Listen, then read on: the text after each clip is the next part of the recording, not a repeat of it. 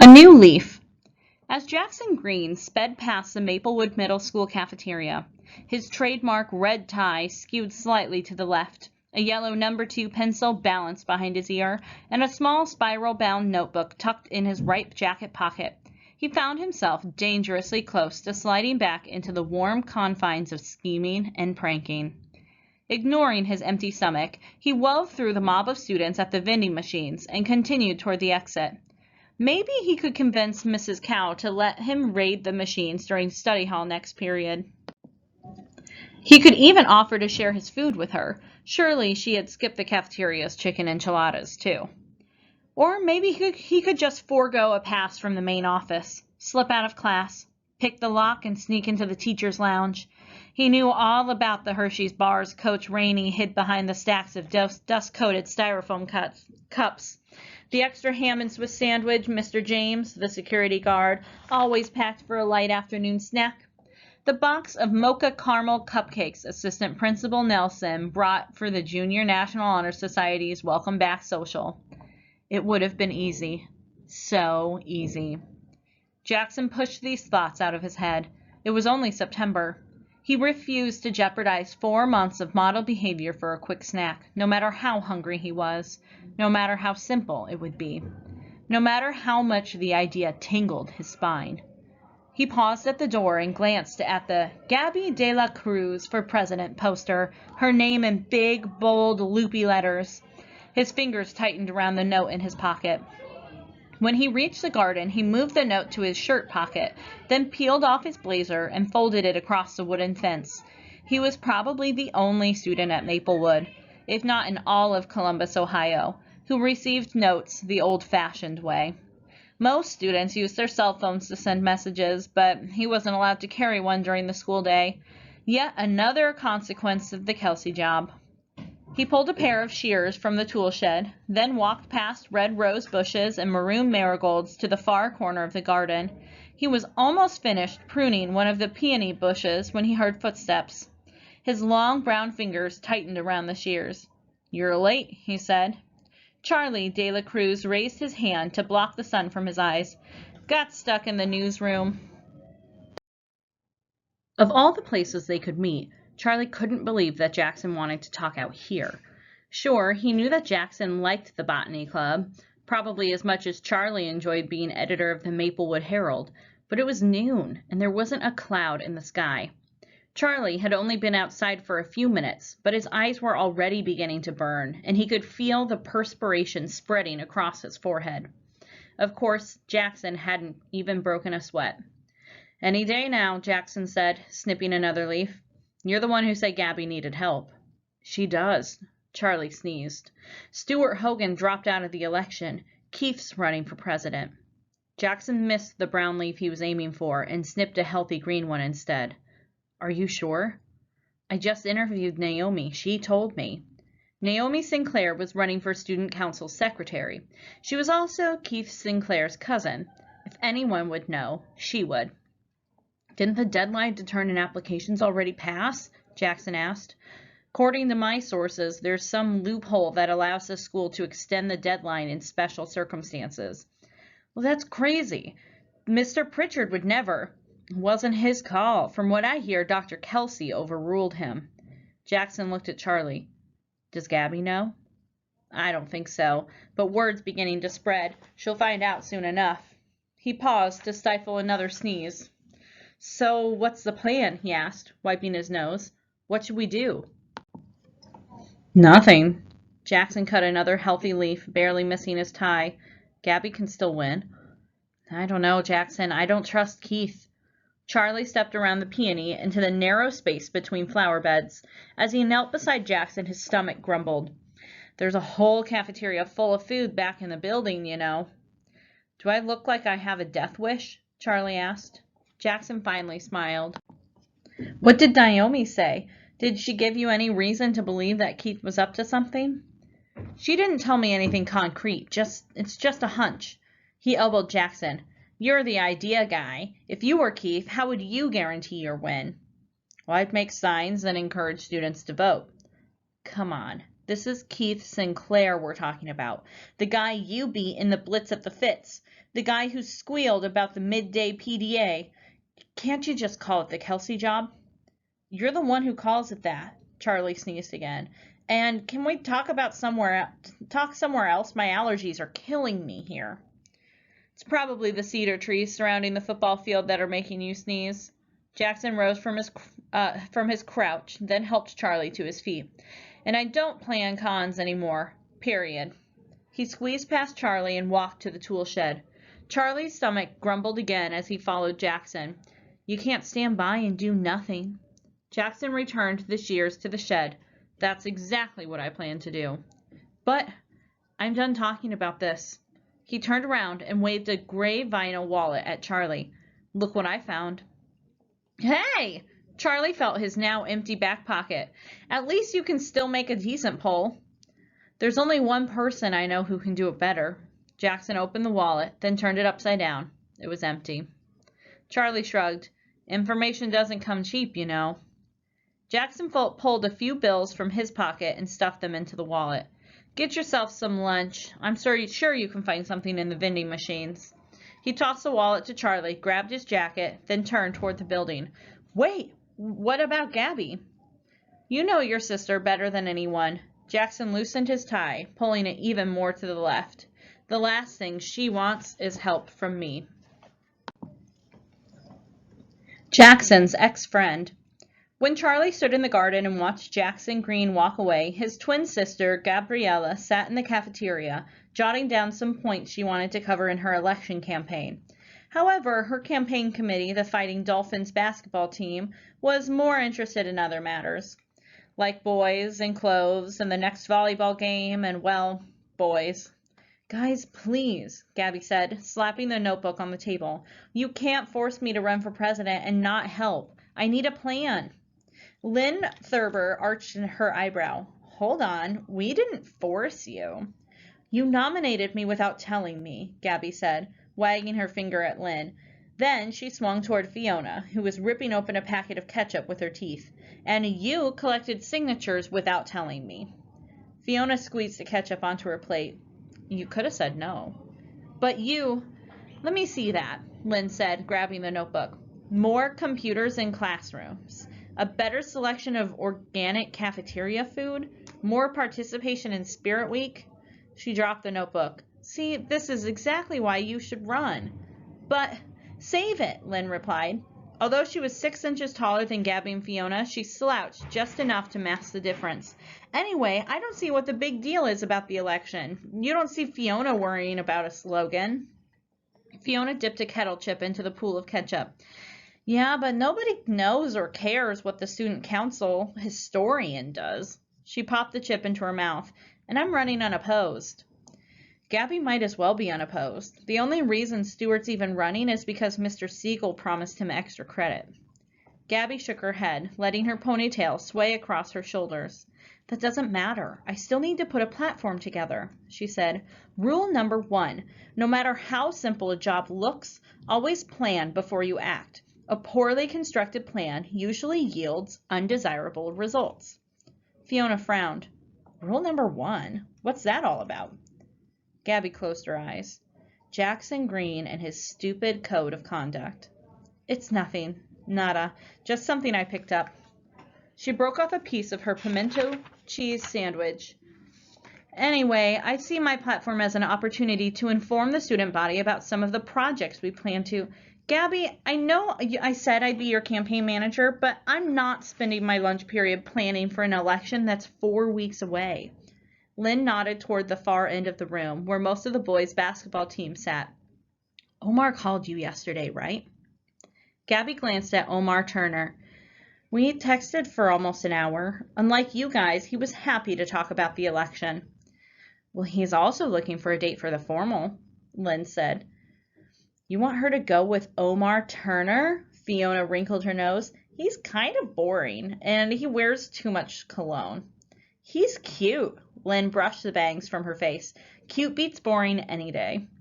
He hasn't asked me yet, Gabby said. And maybe I don't want a date. Can't we all go together like last year? Last year, we were children, Lynn said. We're older now, more sophisticated. We're practically women. Gabby bit into her sandwich, hoping it would stifle her laugh. I'm glad you talked to him, Lynn continued. Honestly, you don't know a good thing when it's sitting right in front of you. At least Omar's not a liar and a cheat. It's not like Gabby and Jackson were a couple, Fiona said. How was he supposed to know that she liked him? I can't believe you're taking up for Jackson Greene. It's not Gabby's job to tell a boy how she feels. According to my sister, boys are supposed to figure that stuff out on their own. Lynn finally sat up, towering over the other girls. And really, Katie Accord? I know she's popular and all, and as gorgeous as a supermodel, and a really good dancer, and... You're not helping, Gabby said. Oh, sorry. Lynn cleared her throat.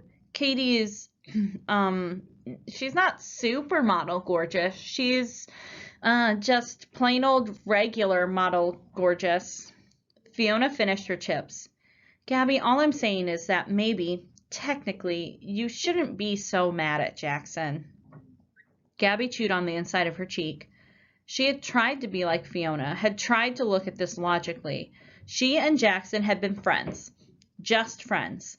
She had never been brave enough to tell him how she really felt. So yes, technically, he didn't do anything wrong, and therefore she shouldn't have been so upset. But they had been friends who flirted with each other when they were playing basketball and video games, friends who had held hands 3 times, friends who had even hinted at going to the formal together this year. Whether she technically had the right to be upset or not did not matter. Plain and simple, Gabriela de la Cruz was upset, because the way she saw it, if Jackson liked Katie, then he didn't like her. Gabby reached for her notebook. I should talk to Omar. Maybe he'll have some ideas for my... Gabby, Heather Ames said, running up to the table, her face bright red. Heather was the videographer for the basketball team. She usually ate lunch with the girls, except on enchilada day. Gabby stood up. What's wrong? Heather fanned her face. Talk to Naomi. Big problem with election. She gulped. Keith Sinclair is running for president. The other candidate. Wilton Jones stood in the middle of the atrium, massaging his fingers. He checked the clock. The Gamer Club meeting started in less than 5 minutes. The guys were trying to get a new first-person shooter, and trying out a new first-person shooter, and he wanted to make sure his hands were limber. But the longer he waited, the more he worried that he would miss out on playing the game entirely. They'd started the school year with an influx of new members, all thanks to Keith Sinclair. Naomi walked into the atrium and made a beeline toward Wilton. I just passed Keith in the hallway, she said.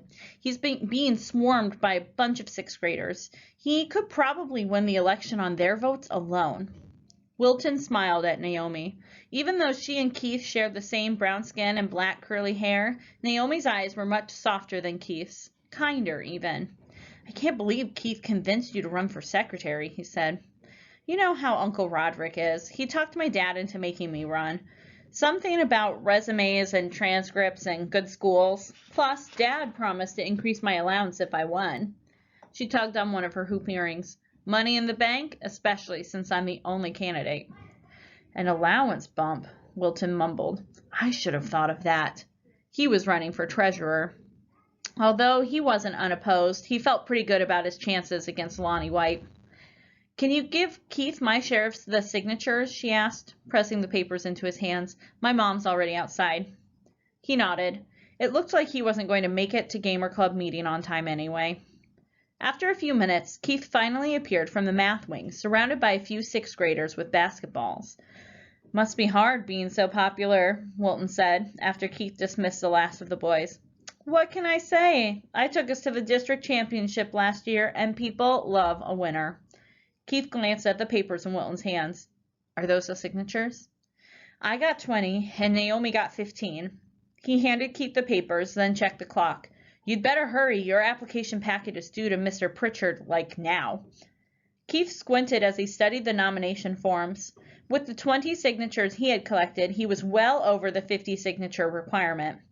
I'm not worried about Mr. Pritchard's stupid deadlines. It's not like he can kick me out at the election. He cut his eyes toward the main office on the other side of the atrium. I should pop in and see Kelsey. I owe him some paperwork as well. Well, I guess that means you'll be missing Gamer Club meeting again, Wilton said. I already beat Alien Rebels. Dad bought a home copy a month ago. Keith began to scroll through his phone. I've been thinking, maybe we should quit the club. Once we get elected to student council, we won't have time for it. And you can always come to my house to play. My TV is better than the one in the AV room anyway. I actually like Gamer Club, Wilton said. I also liked Tech Club. You should thank me for saving you from those losers. Megan is cool and all, but she has no business being president of the Tech Club. They only elected her because she's pretty. Well, she's actually really smart. She's a cheerleader. Wilton crossed his arms. Angie's a cheerleader. Most students would be intimidated if the football team's starting center stared them down, but Keith was too busy on his phone to notice. Well, your sister's different, obviously. He finally slipped his phone into his pocket. Anything else? Wilton looked around, then stepped closer to Keith. Have you thought this campaign through? He asked. Gabby's going to be tough to beat. A lot of people like her, and ever since the blitz at the Fitz, Jackson rigged that game. Keith paused and took a deep breath. I'll win. It's guaranteed. How? That's what I'm about to find out. He punched Wilton's shoulder. Tell the guys I'm sorry for not making the meeting. I'll make it up to them.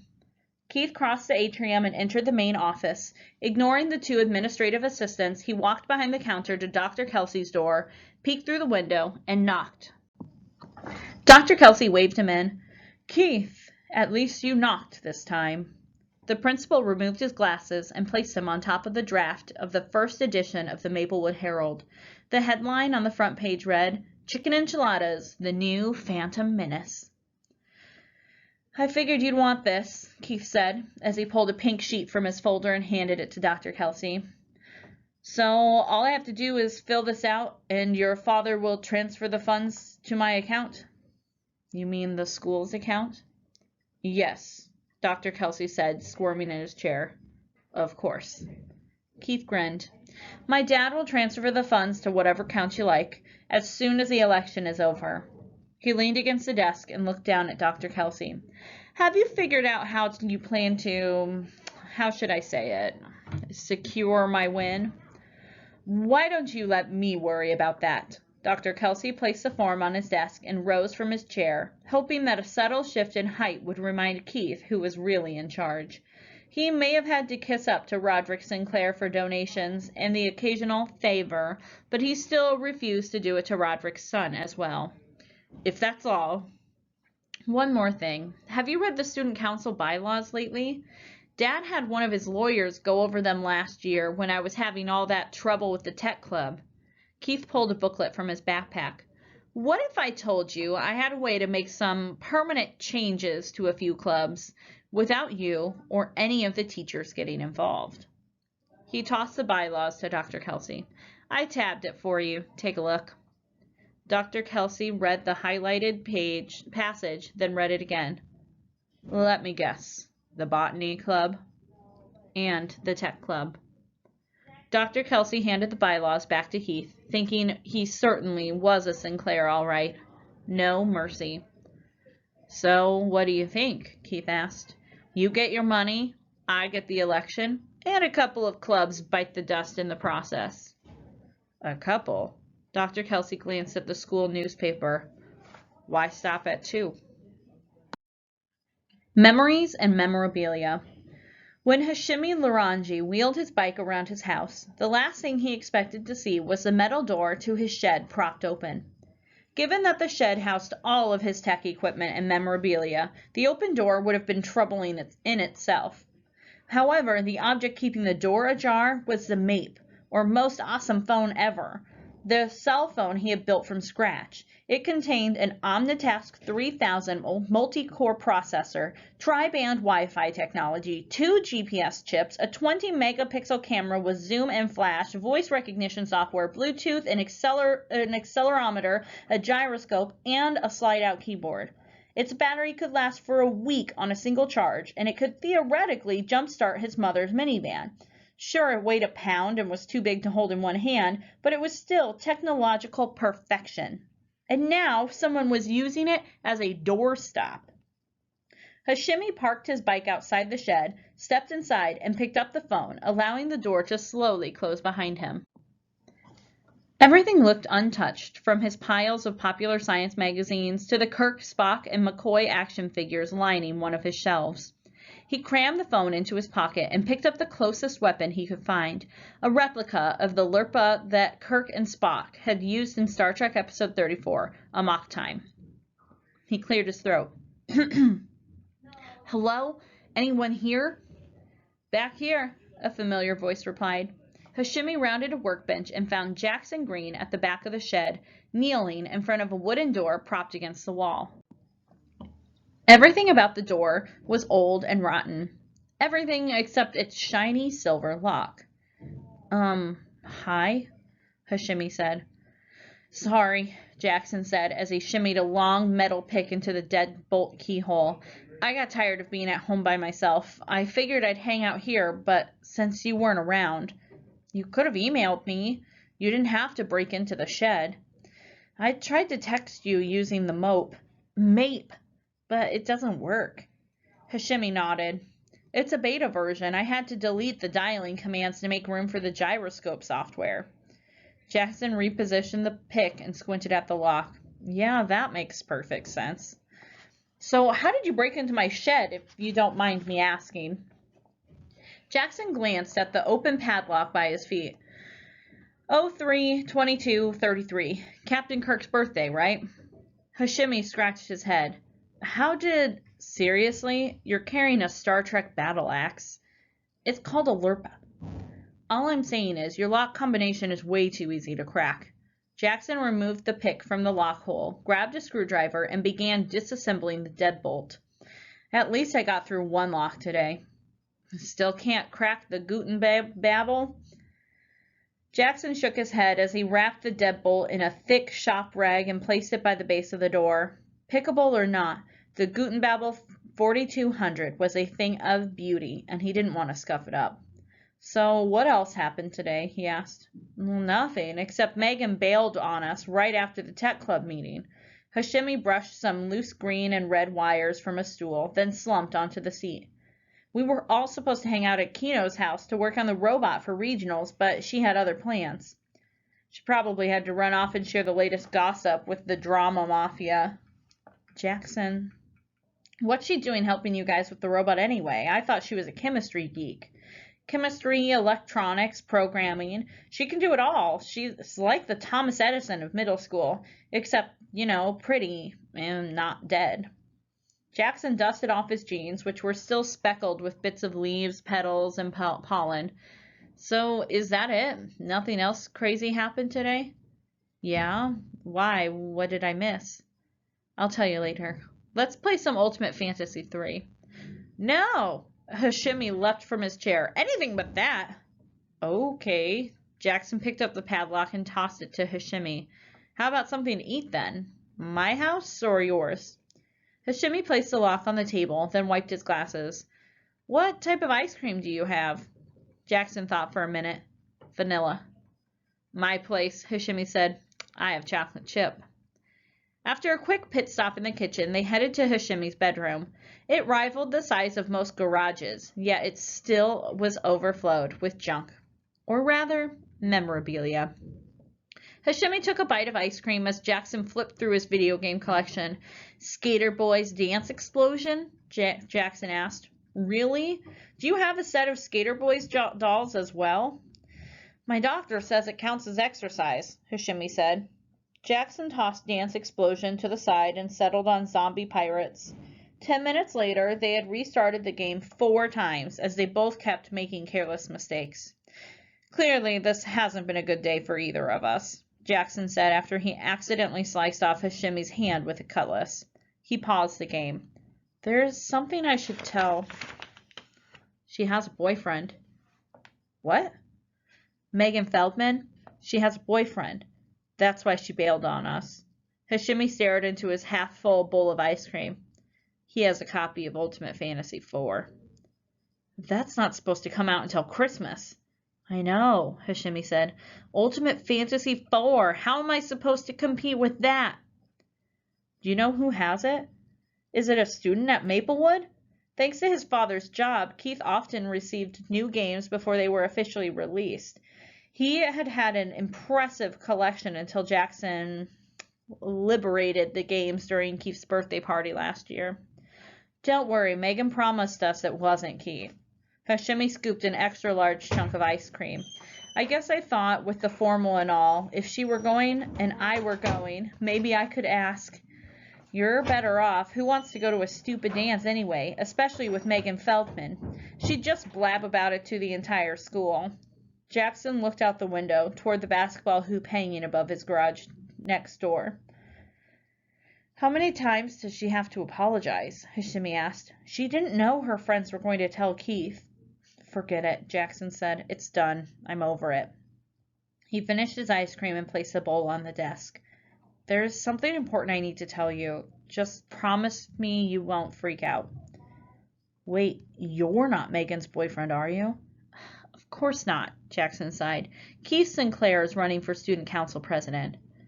Hashimi's entire body tensed. Keith Sinclair? No, he'll ruin us. He'll make us quit the tech club and join his stupid gamer club. You're overreacting, Jackson said. No, I'm not, Hashimi said. He'll kill the club. He'll cut our funding to nothing. The entire student council, including classroom representatives, vote on the budget. Hashimi pushed his glasses up the bridge of his nose.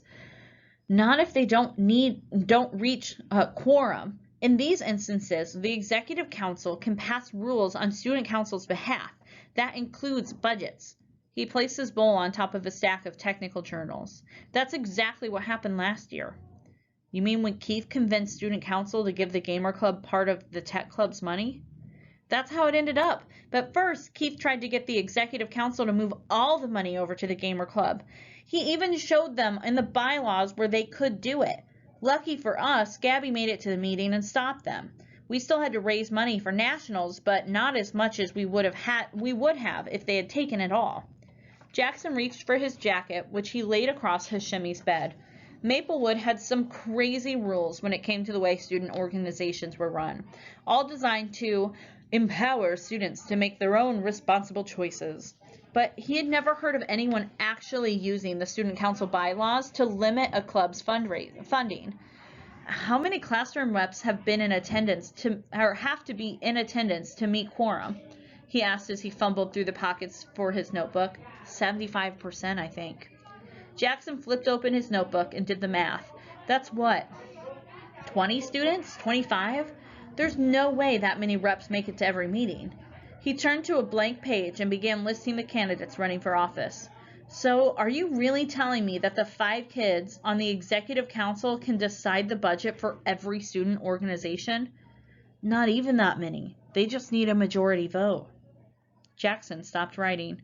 He looked at Hashimi but didn't know what to say. Hashimi frowned. What is it? Wilton's running for treasurer, Naomi for secretary, and Keith for president. He tapped his pencil against his leg. That's 3 out of 5. A majority vote. Hashimi groaned. We're dead. Hush, I'm telling you, Jackson, he did it before, he'll do it again, and he won't stop with the tech club. Don't worry, Gabby can beat him, Jackson said. But you should let the tech club know what's going on. Gabby will need all the support she can get. Hashimi tugged at his collar. Or maybe there's another way. Jackson closed his notebook. I have no idea what you're talking about. Come on, Jackson, you have a plan, right? Hashimi clasped his hands together like he was praying for divine intervention. Please tell me you have a plan. Jackson turned toward the still-paused video game. You know I don't do stuff like that anymore. But you can't let Keith win. It was his fault you got caught during the midday PDA. You're calling it that too? And now he's going to beat your ex-friend, who happens to be a girl who wasn't your girlfriend, but who could have been your girlfriend if you hadn't got caught kissing Land the Plane Hash. I'm just wondering. I know he's mad at the tech club, but he hates you 1,000 times more. Do you think he's doing this, trying to beat Gabby, Just to get back at you? Jackson shrugged. Maybe. I don't know why, though. Gabby doesn't want anything to do with me. When's the last time you tried to talk with her? 4th of July. How did it go? Other than the fact that she slammed the door in my face, it went great. Hashemi rose from his chair. Where are you going? Jackson asked. To get more ice cream, he said. This is a 2-bowl type of day. Unrequested advice. Sorry for the late meal, Jackson's father said as he slid into his chair beside Jackson's mother. Crazy day at the office. Everyone dig in. Donald Greene, in an attempt to pitch in more around the house, had offered to take over the cooking duties once a week. Inspired by his own upbringing, he chose to cook traditional Southern soul food dishes, except at the request of his wife, with less fat and more vegetables. So as Jackson hacked away at his traditional but healthy meal of extra blackened fried catfish, soggy sweet peas, and mushy brown rice, he wondered if he would be better off with the Maplewood chicken enchiladas. I told your mother this earlier. I have to jet to D.C. to debrief HQ on the Bellingham case next week. Just a quick day trip. As a special agent for the IRS Criminal Investigation Division, Donald Greene often traveled, especially when he was working on a major case. Turns out Bellingham used a network of pizza delivery boys to launder his drug money. Donald, that sounds like that job your father pulled once when he allegedly, Jackson and his father said at the same time. Miranda Greene rolled her eyes. A job he allegedly pulled when he was trying to get an animal handler to train She turned to Jackson. What am I thinking? You do not need to hear another story about your grandfather's life of crime. Donald Greene picked up his knife and went to work on his food. Don't worry, it's not like Jackson has access to chimpanzees. He paused. Wait, when's the circus coming into town again? Jackson's mother speared a few peas, which deflated the instant she pierced them. As soon as your father gets back, I have to leave for a conference. What's your talk on this time? His father asked. She smiled. The nuclear magnetic resonance study of water diffusion in the olfactory nerve of Colorado River cutthroat trout. Donald Greene winked as he nudged his son. If Ohio State paid your mom by the syllable, we'd be rich. After waiting for but not receiving a reply from Jackson, he asked, And how was your day? Fine, nothing really happened. Not to me, anyway. Jackson kept his face on his plate as he spoke. That's what I like to hear, Miranda Greene said. A boring day is a good day. Donald Greene coughed. There's nothing wrong with a little excitement. Jackson can be excited next year, once he's in high school. His father took a drink of his home-brewed, unsweetened iced tea, which looked more like muddy water. I was looking at the school schedule this morning and noticed that the fall formal is coming up. Are you thinking about going? I've got a killer powder blue suit you can borrow. Dad passed it down to me. Butterfly collar, ruffles. I'm telling you, it's a classic. Jackson reached for his water. No thanks. Suit yourself, his father said, then chuckled at his own little joke. But still, you should go to the dance. Aren't I still on punishment? Miranda Greene folded her napkin and dabbed at the corner of her mouth. Your father thinks. Donald Greene cleared his throat. Your father and I both think you should socialize more with your friends. It's been 4 months since that unfortunate incident, and your behavior has been nothing but exemplary. Jackson put his fork down. I don't need to go to the formal to see my friends. I was just at Hash's today, and Charlie was over there last week. Miranda Greene glanced at her husband. Well, we were thinking, not that we're trying to dictate your love life. This is, of course, your decision. You should ask Gabby to the dance. Jackson felt his body slide a few inches lower in his chair. She's smart, his mother said. She was just in the dispatch last week for academic excellence. I used to have a copy around here. Jackson slid another inch. The newspaper now resided at the bottom of his desk drawer. She plays basketball, his father said, and she's a looker. Donald! His father shrugged. Well, she is. Jackson, we're not trying to force you to date, nor are we trying to force you to date her, his mother said. But it's clear she's got a good head on her shoulders. She might be a good influence on you. Jackson studied his parents while he took another sip of water. His father's face was a blank slate. He seemed to be too busy shoveling food into his mouth to be bothered with any other thoughts. His mother, on the other hand, kept looking at his father, her fingers spinning her plain gold wedding band. Donald Greene swallowed his food and said, "Stop trying to read us, Jackson. You don't think my dad taught me the same things he taught you and Samuel?" "Does this have anything to do with the girl from Boston that Samuel's dating?" Jackson asked. "You mean the girl not currently enrolled in school because she's discovering herself? The girl with the tiger lily tattooed on her neck?" Miranda Greene stabbed at her catfish. "Of course this has nothing to do with her." "She doesn't like basketball," his father grumbled. "What does Samuel see in a girl who doesn't even like basketball?" Jackson pushed away from the table. "Thanks again, but I'll pass on the suit and the formal." He began to pick up his plate, but his mother stopped him.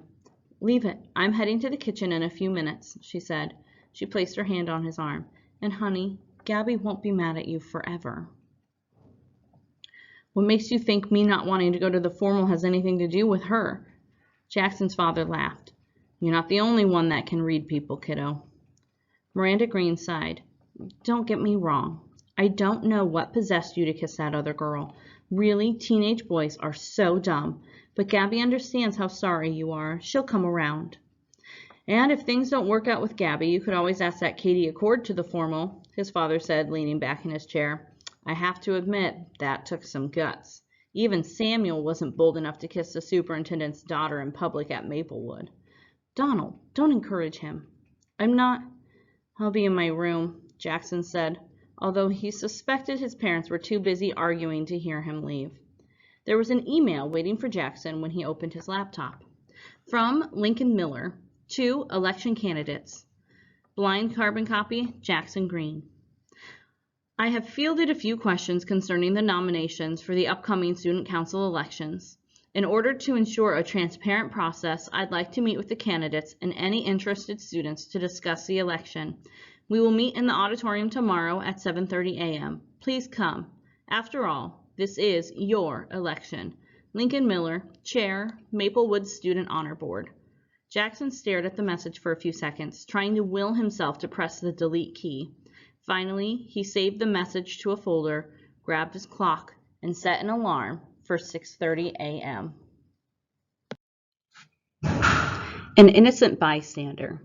Gabby entered the auditorium and paused. She had forgotten to pick up her contacts from Walgreens last night, and her eyes always took a little longer to adjust to changes in brightness when she wore her glasses. Once she had her bearings, she made her way to the front row and sat down next to Fiona. Even though food wasn't allowed in the auditorium, Fiona was munching on a fruit bar and slurping down an iced coffee. Omar Turner sat just across the aisle. When he saw her, he smiled and waved. After a second of hesitation, Gabby waved back. Omar wasn't running. He was too busy with basketball and math counts and Model UN to serve on student council, but he had offered to serve as Gabby's strategic advisor for the campaign. Gabby's expression changed when she saw Keith. He had the nerve to smile at her and then wink. She wanted to flash a hand sign that would show him just how much she didn't appreciate that wink, but that wasn't an action becoming of a student council officer. Plus, Mr. Pritchard was standing right in front of her. "Why didn't you wait for me this morning?" Charlie asked as he plopped into the seat beside her. "I didn't know you were coming," she said. "I thought Amanda was covering this for the newspaper." "I'm here because of you," he said. "Someone's got to have your back against Keith. I know I can't prove it, but he's up to something."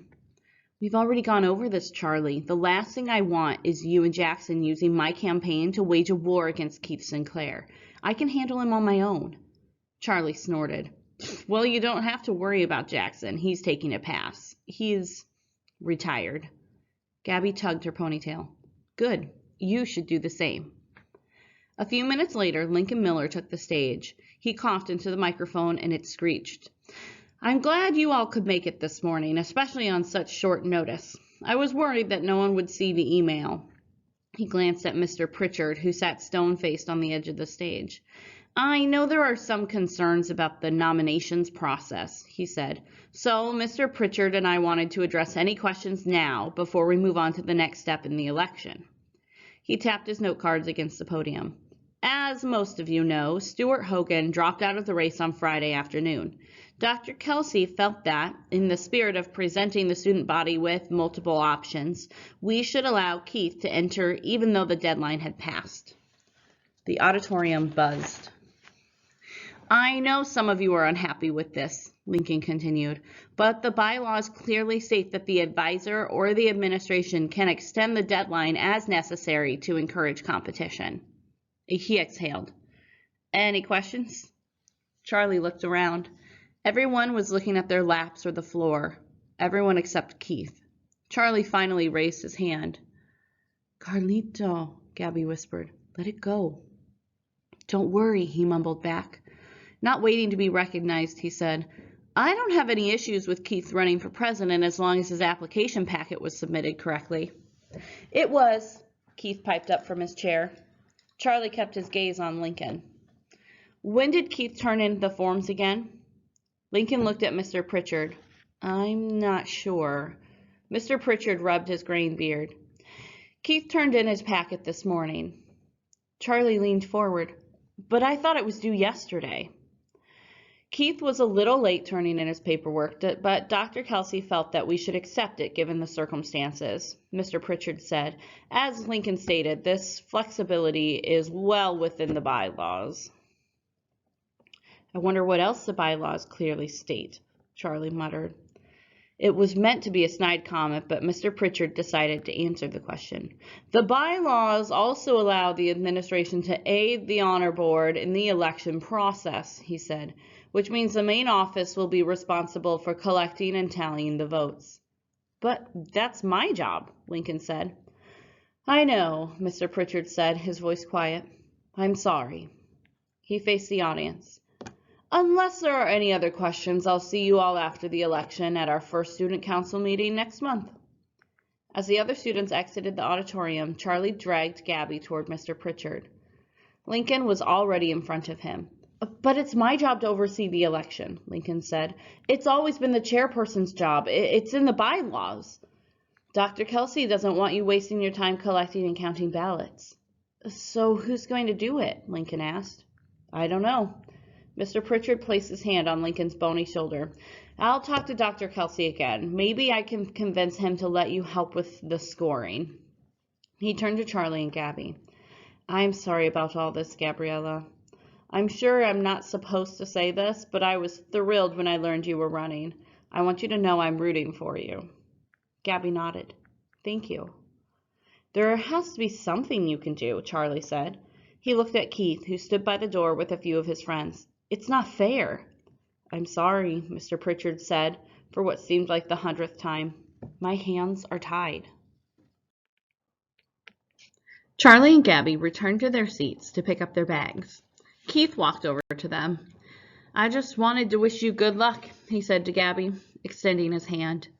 Gabby glanced at Keith's thin, wiry fingers. She almost expected him to be holding a shocker in his palm. Finally, she took his hand. Good luck to you two. Do you mind if we talk for a few minutes in private? He asked. No offense, but I don't usually waste my time with sidekicks. His eyes cut over to Charlie. Charlie smiled. Are you still mad about the shakedown in Shimmering Hills? You lost those video games fair and square, but I'm sure the tech club really appreciated how you and Jackson donated them to their fundraising drive. Gabby shook her head. Charlie, Jackson stole those games, Keith said. Cheated me out of them. Or maybe you're worried that Gabby will beat you as badly as she and Jackson did during the blitz at the Fitz, Charlie continued. What was the score again? 21-7 to 10? I didn't know 2-on-2 games could be so lopsided. Jackson bent the rim, Keith said. Not according to the ref. Then he paid off the officials. That sounds like a page from your handbook. Keith crossed his arms. At least I don't have to worry about Jackson cheating anymore, ever since he got busted.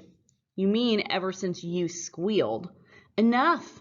Gabby nudged her brother. Go on, I'll catch up with you later. Charlie slung his book bag over his shoulder. Don't talk to him for too long. You know rats carry germs, he said before leaving the auditorium. Gabby placed her hands on her hips. What do you want, Keith? He rubbed the back of his neck.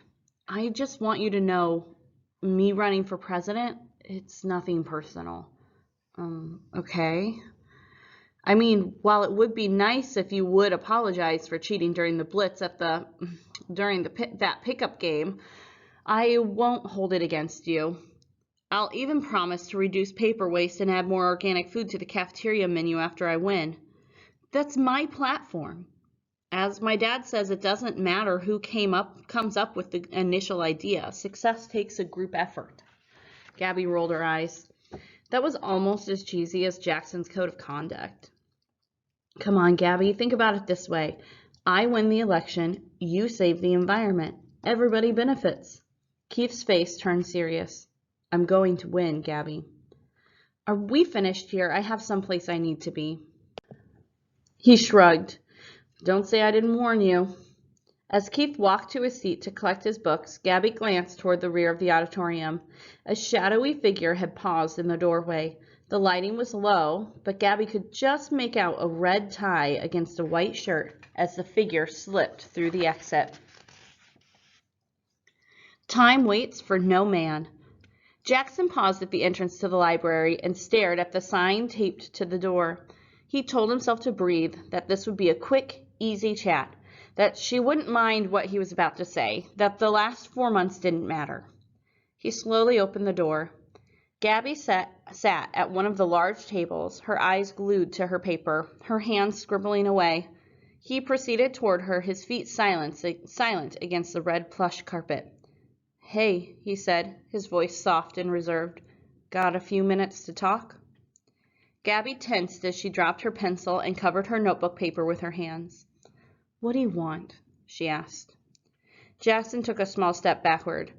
I know I said I wouldn't talk to you. Then why are you starting now? It'll only take 5 minutes. I have a meeting. She glanced at the wall clock across the room. My campaign committee will be in here any second. Jackson focused on Gabby's face. He liked how the rectangular frames of her glasses made her brown eyes look even darker, wider, more mysterious. What happened to your contacts? He asked. Allergies? The pollen count is pretty high. He suppressed a groan as soon as the words left his mouth. He hadn't had a real conversation with Gabby in 4 months, and all he could think to talk about was pollen. You know I'm not allergic to stuff like that. She fiddled with the glasses. I forgot to get my contacts prescription filled. The glasses are nice. They make your eyes look... He cleared his throat. You should forget your contacts more often. Gabby sighed and her shoulders relaxed. 5 minutes, Jackson. She flipped over her sheet of paper. I'll make this quick, he said as he sat down across from her. I'm here to volunteer for your campaign. Gabby shook her head. I don't think that's a good idea. You need someone on your team who understands how Keith thinks. He'll play dirty. He'll break the rules. And you know all about that, don't you? I've stopped. Jackson glanced at the clock. Mostly. I saw you leaving the auditorium, she said. You're not as sneaky as you used to be. I'm rusty. He put his hands flat against the table and looked at Gabby's fingers, inches away from his. The last time they had held hands was in the library, at this very table. What were you and Keith talking about? He was just telling me how he'd steal my ideas if he won. Of course, he's not smart enough to come up with something like an organic food station on his own. Gabby blinked. You read my posters? He nodded and then looked down at the table. I just want to help. Charlie thinks he's up to something, Gabby said. You do too, don't you? Jackson remained still for a few seconds, then nodded again. You can beat him. His voice cracked as he spoke. You really are getting rusty. Gabby tilted her head as she stared at Jackson. Finally, she flipped the sheet over and slid it toward him. Got any ideas for my campaign plan? I'm still having trouble sorting out the details. Jackson had barely begun reading when Omar Turner burst into the library. Omar was the starting center on the boys' basketball team, though that was due more to his size than his skills. He cut his eyes toward Jackson before turning back toward Gabby. "We were wondering what happened to you," he said. "We tried to call, but your cell phone is off." "What do you mean?" Gabby asked. "We're supposed to be meeting in here." Omar shook his head. "There's a note taped to the door saying that the meeting was moved to the auditorium." "What? But I didn't." Gabby let out a huff of air and narrowed her eyes at Jackson. "A note, huh?" Jackson stood, then reached into his right pocket and pulled out a black marker. "I found this outside the library door." "So much for being retired," Gabby mumbled. "Omar, will you do me a favor and get the rest of the committee?" "Some of the girls have already left. We've been waiting for almost 10 minutes. "But the meeting wasn't supposed to start until—" She glanced at the clock. "The second hand isn't moving, is it?"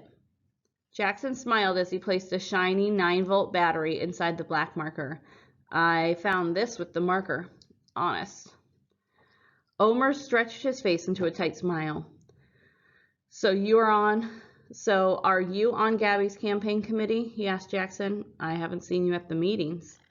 Gabby jumped out of her seat, which made the plastic chair tumble backward. "No, Jackson's not. He won't." "I came to volunteer," Jackson said as he tried to stand taller.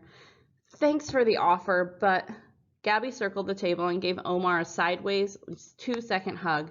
"My campaign committee and I can take it from here." Jackson finally stopped smiling. "Omar, can you get the others?" she asked, her cheeks turning red. "We have a lot to go over today." Omar nodded.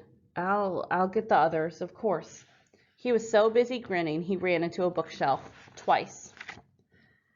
"I thought you said you didn't break the rules anymore," Gabby said once Omar was gone.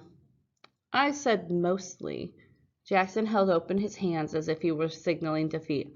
"Some rules deserve to be broken for the greater good." "The greater good?" she said. "You promised you were going to stop." "I needed to talk to you." "And you couldn't just come up to me like a normal person?" "The last time I tried to talk to you like a normal person, you slammed a door in my face." "At least I said goodbye before I closed it." "Slammed it." "Closed it. With feeling." He rubbed his nose. "I felt it all right." She shook her head, her ponytail swinging like a whip, and picked up the notebook paper from the table. "Mind tossing this in the recycle bin, since you were just leaving and all?" She wadded up the paper and threw it at Jackson. It was a perfect pass right into his chest, straight toward his heart. A change of heart. The next morning, Jackson arrived at school with a sour taste in his mouth. As much as he wanted to blame it on his father's leftover fried catfish, he knew it was due to his conversation with Gabby. Hashemi didn't look any better as he walked up to Jackson's locker. His hair was matted on one side of his head, and his clothes looked like he'd slept in them. "I found out who has a copy of Ultimate Fantasy 4, Mr. All-American Stuart Hogan. That's who Megan's been hanging out with." He shook his head. "Stupid jocks. And I thought nerds were supposed to be the cool guys." "So that's how he got him to drop out." Jackson slammed his locker shut. "I'll catch you later." Jackson wove through the hallway toward Charlie's locker. He arrived just as Charlie was spinning his combination. "Remember what I was telling you about Megan Feldman's mystery boyfriend in Ultimate Fantasy 4? Jackson asked, leaning against the row of battered metal lockers. "It's Stuart. He has UF4. Charlie opened his locker and began to remove books from his book bag. "Quite a coincidence, huh?" Jackson continued. "Stuart gets his hands on the hottest game around right at the same time he drops out of the presidential race." Charlie pulled what looked to be a smashed sandwich from the bottom of his bag. "That means you were right," he nudged Charlie. "Keith is up to something." Charlie sniffed the sandwich, then stuck it on the top of his algebra book. "Charlie?" Charlie paused, his hand on the locker door. "Okay," Jackson said. "I'm sorry." "And?" "I'm sorry, and you were right." "I'm sorry, and I was right, and I'm a genius, and you owe me $10. "Don't push it." Charlie smiled. I heard about Stuart last night. Figured Hashimi would fill you in today. He closed his locker. Come to the library after school. There's someone I want you to meet. That afternoon, Jackson sat down with Charlie at the same table he and Gabby had shared yesterday. A wiry boy took the seat across from them. Jackson assumed the boy was in 6th grade, but he looked no older than 10. Paint flecks spotted his polo, and his fingernails were caked with dried red clay. You're a member of the Art Geeks? Jackson asked. The boy's eyes widened. How did you know that? Lucky guess. Jackson reached across the table. I'm Jackson. I know exactly who you are, the boy said as he clamped onto Jackson's hand. I heard all about how you hacked into the computer system last year and scheduled a 4-hour lunch for everybody. Allegedly, Jackson said.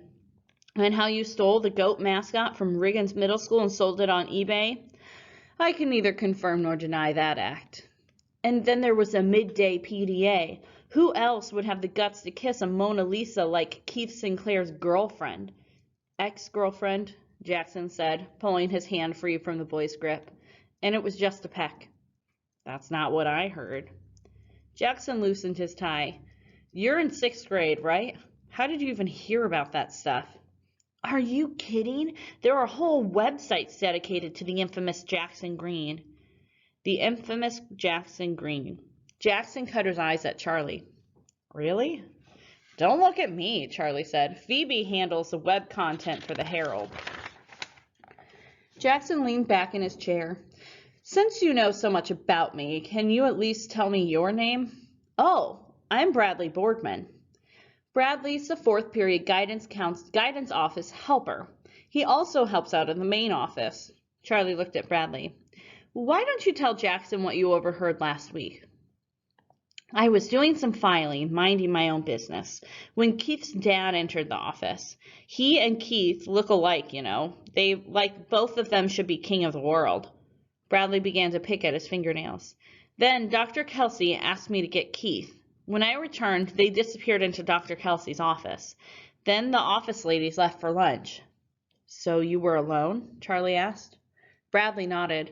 I went to the front desk and continued my filing. A few seconds later, after the air conditioner switched off, I heard voices coming through the vent above me.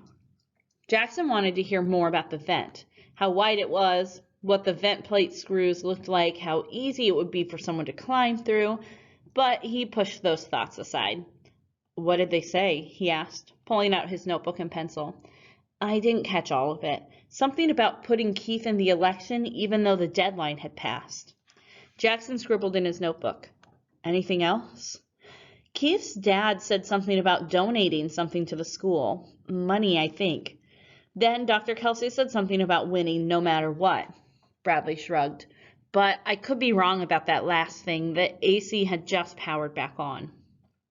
Charlie tapped the table. Thanks, Bradley. That's all we need for now. Bradley smiled as he slipped out of his chair. It was nice to meet you, Jackson. Still scribbling in his notebook, Jackson nodded in Bradley's direction. After Bradley left the library, he said, That was good intel. I can't believe you didn't offer to pay him. I stopped him from ordering the chicken enchiladas the other day. He owes me. Sounds like a fair trade, Jackson said. Can we trust him? I think so, Charlie replied. I don't have any reason to suspect he's lying. Jackson rolled his pencil between his fingers as he stared at his notebook.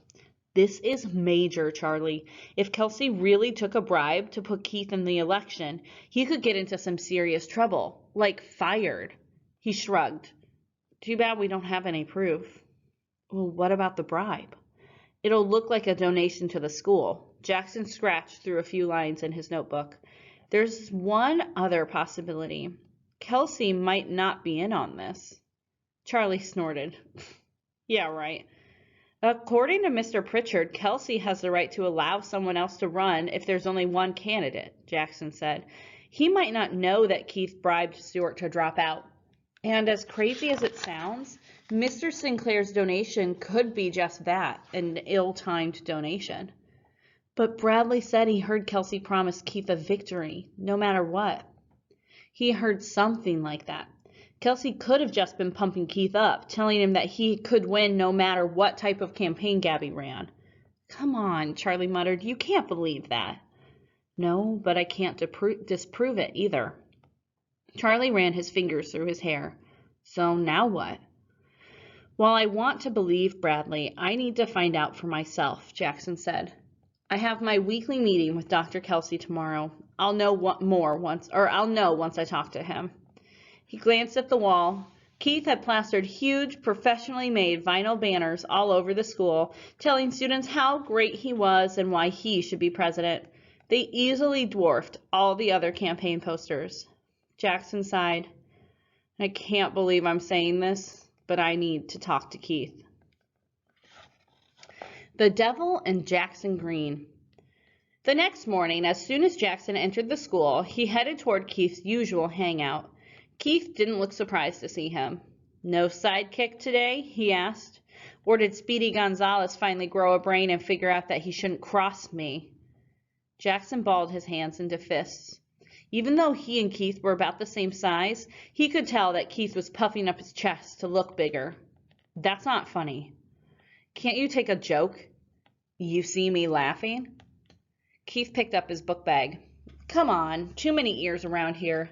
I think the doors to the science wing are unlocked. Jackson hesitated before falling into step behind Keith.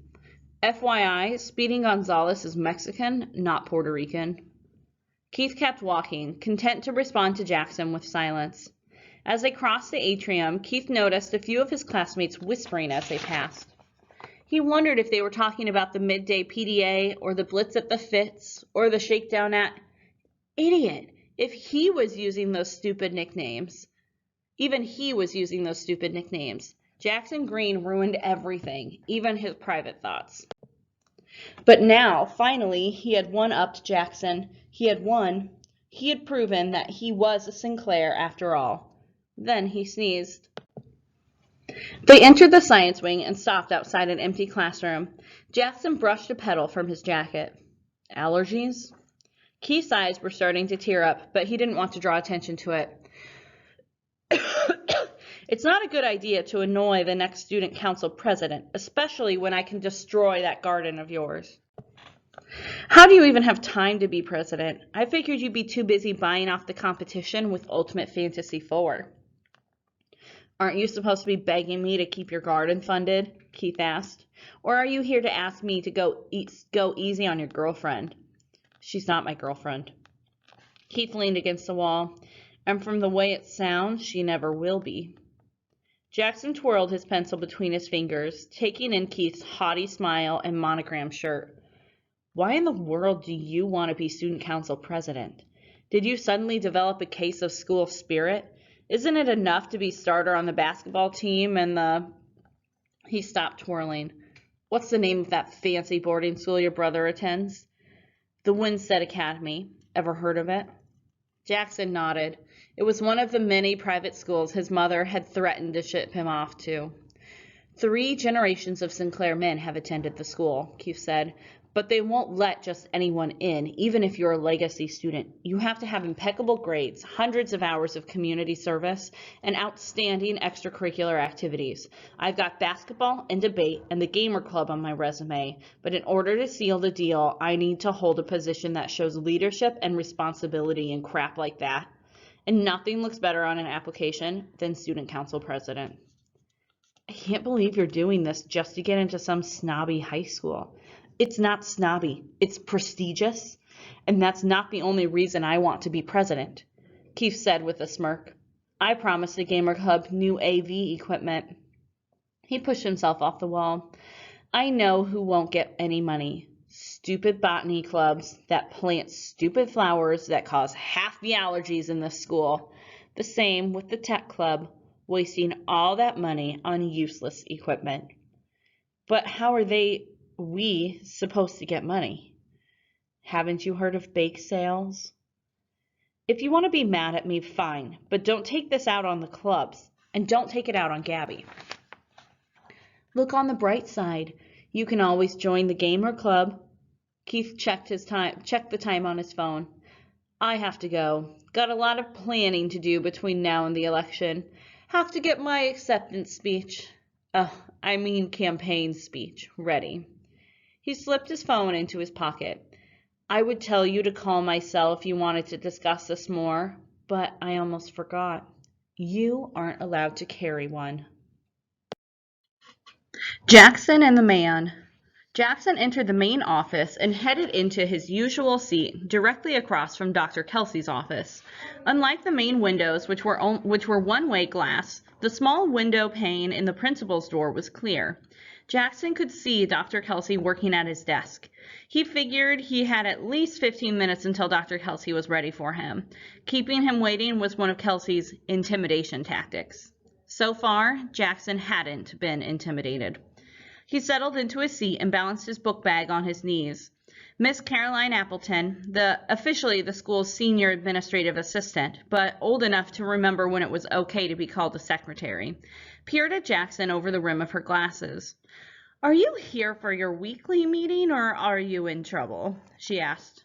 Boys like you are always up to one thing or another. Jackson looked at his skinny brown hands. He never quite knew what Miss Appleton meant when she said, boys like you. He hoped she meant something like boys named Jackson or boys who are tall, but he suspected her generalizations implied something else. Mrs. Alicia Goldman, the other administrative assistant, turned down the volume on the small radio at her desk. Hun, I'm sure he'll be ready for you any minute now. Want a piece of candy? No, thank you. Jackson would have had a mouthful of cavities if he accepted candy from Mrs. Goldman every time he stepped inside the office. She returned the butterscotch to the candy bowl before looking intently at the radio. Jackson saw that she was holding her breath as the song ended. The station cut to a commercial, and Mrs. Goldman lowered the volume even more. You won't win, Miss Appleton said. They never give those tickets to real people. Don't be so negative. There's still a chance. They haven't announced a winner yet. Mrs. Goldman eyed Jackson. Do you know anyone with tickets to the Skater Boys concert? They were all sold out before I could buy them. Jackson shook his head. The idea of Mrs. Goldman being a Skater Boys fan weirded him out. He figured someone like her, someone in her 30s, would like boring music like smooth jazz. The main door opened, and Marcelo Caldron walked in. As he handed Miss Appleton a note, Jackson noticed that his eyes were puffy and his skin looked red. Sick, huh? Sure you're not faking it? Miss Appleton asked. Marcelo shook his head. My mom's coming to pick me up, but she can't get off until 2, and the nurse had another patient, so she sent me here. So you can sit in here getting everyone else sick? Great. She folded the note and slipped it into her cardigan pocket.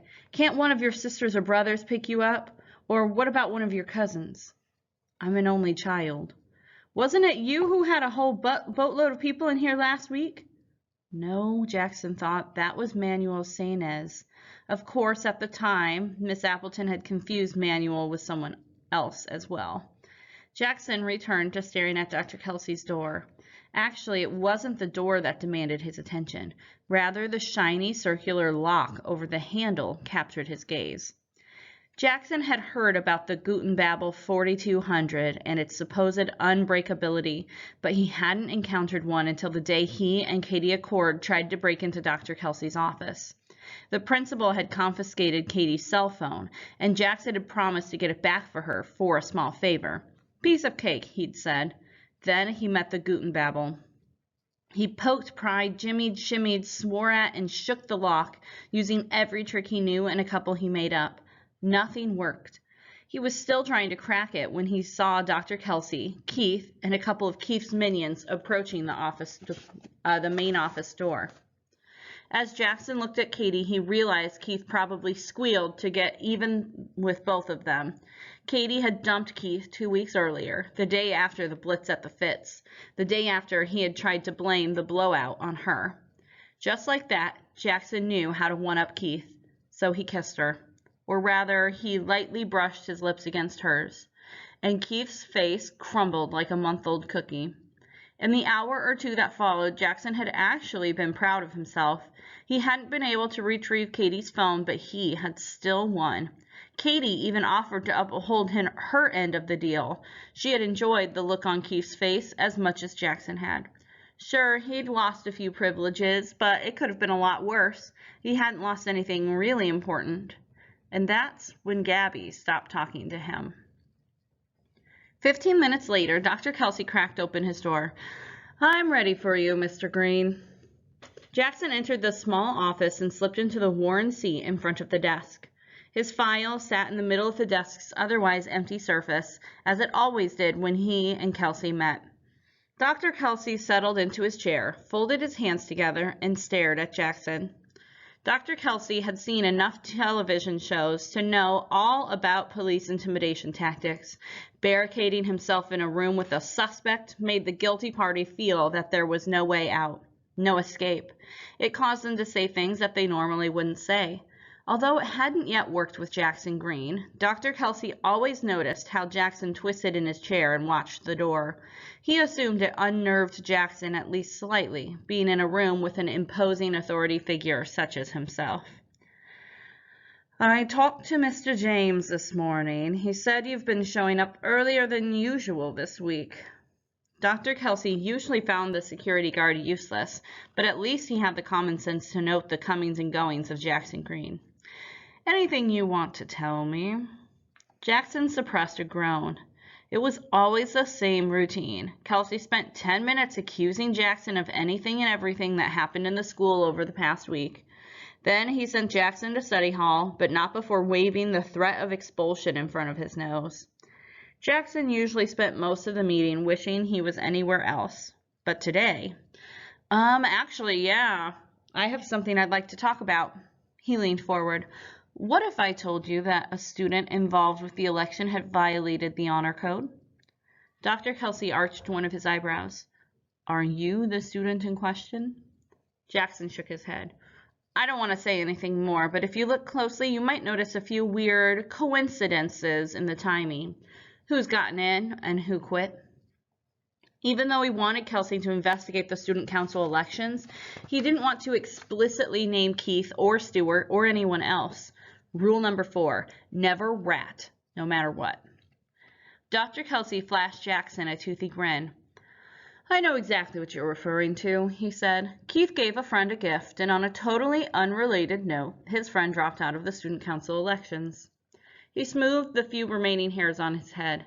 "The Sinclairs have always been charitable people. Why, Roderick Sinclair was in here just the other week asking what the school needed, and I mentioned the new Umaliani espresso machine." Jackson couldn't believe the principal had just volunteered all of this information so smugly. "You don't think people would consider Keith's gift a bribe?" "I see it more like a donation." Jackson closed his eyes for a few seconds as he took a long, deep breath. Kelsey was in on the whole thing. "You should be glad that Keith is running for president," Dr. Kelsey continued. "He'll be a great leader for the school." "What about Gabby? She'd make a great president, too." "I'm sure she would. That's why we have elections, so the student body can make the choice for themselves." He pulled at the lapels of his very snug jacket. "We have to honor the democratic process, after all. You never know what'll happen during an election." After leaving Dr. Kelsey's office, Jackson took a slight detour on the way to study hall. As he walked, he reached into his jacket pocket and pulled out his notepad. It hadn't gotten much use over the last 4 months, but that was about to change. Jackson stopped in front of Charlie's locker. On the paper, he wrote, "My house, 4 p.m. I have a plan." He slipped the note through a vent in the locker. Then Jackson let his eyes linger on one of Gabby's posters. He could still hear her voice in his head, asking why he kept breaking the rules, asking why he couldn't keep his promise to be a normal student. He placed his pencil behind his ear and straightened his tie. Now wasn't a time to be normal. Now was a time to be infamous. The Great Greene Heist. Jackson sat in his kitchen, sipping hot Earl Grey tea, while Charlie paced in a tight circle in front of him. He was glad they had the house to themselves, so his parents couldn't see Charlie wearing a hole in their tiled floor. Jackson finished his tea, then centered the cup and saucer on the table in front of him. "Thoughts?" Charlie grabbed a handful of his hair and tugged hard. Jackson had just described the greatest heist in the history of Maplewood Middle School. A heist that not even Jackson's brother would have been brave enough to attempt. A heist destined to live in infamy, if they could pull it off. Finally, Charlie said the truest thing he could utter. "You're crazy." Jackson looked at the map of the main office on the table in front of them. "The plan has its challenges." "Challenges?" He jabbed at the drawing, his finger landing on a small room at the rear of the main office. "How do you even know this layout is correct?" "Well, Samuel says so," Jackson said. "He's been back there after all. And if it makes you feel better, we'll check it out before the election." "Yeah, because I really want to break into the main office twice." Charlie pulled a chair from the table and sat down in front of Jackson. "We could just report Dr. Kelsey to the superintendent. I know we're not supposed to rat, but given the circumstances..." "We don't have proof," Jackson said. "As much as I want to take down Dr. Kelsey, our first priority has to be stopping Keith from winning the election." Charlie nodded. "What does Samuel think about this plan of yours?" Jackson ran his thumb along the edge of his saucer. He hadn't actually explained the entire plan to Samuel. "He said 3 weeks was tight." "I knew it!" "Let me finish. He said 3 weeks was tight, but doable, as long as we don't hit any major speed bumps." Charlie shook his head.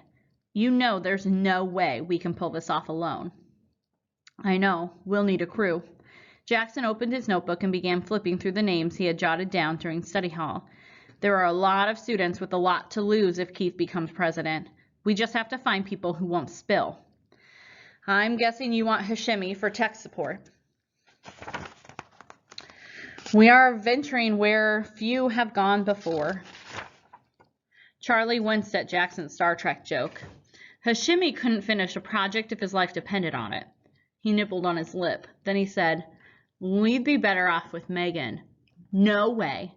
"But rule number 9, loose lips sink ships," Jackson said. "Hashemi can handle it. He works great under pressure." "I hope you're right." Charlie looked back at the map. "What about Bradley for an inside guy?" "You trust him that much?" "He hasn't let me down yet," Charlie said. "And we don't have many other options, unless you want to consider Megan." "Okay, I'm sold on Bradley." Jackson picked up his pencil. "The biggest problem we have is finding a bankroll." "What about Quincy Scott?" "Parents cut off his funds. Word on the street is he tried to steal his dad's Porsche and ended up driving it into the swimming pool." Jackson scratched the name off the list. "Bettina Esquivel?" "No good. She's got a huge crush on Wilton." Charlie leaned back. "What about Victor Cho? He's a member of the chess team, which needs money every year to attend the state finals. His parents are always traveling, which means they give him access to cash and credit cards. And he spent most of 5th grade running from Keith and Wilton." He sat up. "Other than the fact that he's even more of a snob than Keith, he's perfect." "And what about you?" Jackson shut his notebook. "Are you in?" Charlie took in the drawing one last time. "You're still crazy," he said. "But yeah, of course I'm in. I'm your right-hand man." The Kobayashi Maru. On Friday, Hashemi Laranji found a folded typewritten note between pages 122 and 123 of The Unofficial Guide to the Star Trek Universe. At the same time, Victor Cho received a text from an unknown caller. 2 minutes later, as Bradley sat in computer class, an email from an anonymous sender popped into his inbox. Each message contained the same 3 sentences. "Don't want Keith Sinclair to be the next student council president? Meet us at 5 p.m. at the shed behind 421 Mockingbird Road. P.S. Don't share this message with anyone." While Bradley and Victor didn't recognize the address, Hashemi did. It was his house. And while he was a little upset with Jackson, at least he assumed it was Jackson, calling a meeting at his shed, he was also a little pumped. Okay, a lot pumped up. Hashemi had never really been involved with one of Jackson's schemes before. Sure, he had served as an unofficial technical advisor from time to time. Nothing major, just trivial input on things like how to anonymously sell livestock on eBay or remotely log into the school server. Those missions were all hypothetical. Allegedly. But he had never been summoned to a meeting before, had never gone with the away team. He just hoped he wouldn't end up being a red shirt. Hashimi got home well before the meeting, so he'd have time to hide some of his more prized memorabilia, namely the life-size cutout of 7 of 9 from Star Trek Voyager. He had just rearranged his action figures again when a small, wiry boy entered the shed. "I'm Bradley Boardman." He looked around. "Did you call this meeting?" Hashimi shook his head. "I imagine Jackson will show up at some point." Bradley sat at one of the stools at the work table. He pulled a small lump of clay from his pocket and began shaping it. "Mr. Jonas said we should always carry our medium around, just in case inspiration strikes," he said. "Easy for the guys that use chalk." They both turned when they heard a knock. Victor Cho stood at the entrance and rolled his eyes. As a member of the chess team, he didn't care for the more geeky members of the nerd spectrum, i.e. Tech Club with their silly comic book talk and excessive fanboying of electronics. He felt that they were beneath the more intellectual nerds. "Did you organize this?" Victor demanded. "Because if so, I didn't call the meeting, and it's not even 5 o'clock yet," Hashimi said. "You're welcome to read one of my comic books to pass the time. Or I can pull out the handheld video game console I built. It's in beta, but no, thank you." Victor sat down at the table, opened his book bag, and pulled out a brand new, barely read copy of War and Peace. "I have better things to do." Hashimi chuckled. There was nothing better than riling up one of the chess team guys. While Victor pretended to read Tolstoy, Hashimi watched Bradley mold his clay into various shapes. Bradley was putting the finishing touches on a pointy Vulcan earlobe when Hashimi's phone beeped. 5 o'clock. Before the last beeps had sounded, Jackson and Charlie entered the shed and joined them at the table. Jackson slid his loosened tie back up to his neck. "Gentlemen, glad you could make it." Victor closed his book. "Do you mind telling us what this is about? I missed an important chess team practice today." Jackson sized up Victor Cho. The fancy watch, too big for his wrist. The designer glasses, like all the other rich kids at school. The grating voice that squeaked more than boomed. He hadn't been sold when he and Charlie talked yesterday, but with one look at Victor, Jackson knew they had picked the right guy. "Just being curious," Jackson began, "but how much does it cost to take the entire chess team to the state finals?" Victor shrugged. "I don't know. Mary Alice is the president. She and Mr. Bocote take care of the money stuff." Charlie leaned forward. "The chess team gets its funding from student council. So does the tech club, and the art geeks, and every other organization. So if Keith Sinclair becomes president, he doesn't just control student council. He will essentially control every non-sport student activity." Charlie quickly explained the bylaws situation. Jackson watched as the boys' faces switched from confusion to shock to horror. Bradley, who was still trying to get over being invited to a secret meeting with all of these cool people, raised his hand. Jackson nodded at him. "We're not in class, Bradley." Bradley looked up at his hand, then yanked it back down. "So what are we supposed to do? Throw the election?" Two equally large grins spread across Jackson and Charlie's faces. "That's exactly what we're going to do," Jackson said. "But how?" Bradley asked. "And what if we get caught?" "We won't get caught," Charlie said. "Not if we're smart. Not if we stick to the plan." Jackson could see the doubt etched on the boys' faces. "Either we do nothing and let Keith ruin each and every club that we belong to," he said, "or we make a stand." "But the election is in 3 weeks," Bradley said. "That's plenty of time," Jackson said, ignoring the scowl on Charlie's face. Victor cleared his throat. "Maybe it would help if you explained the plan." Jackson turned to Hashimi.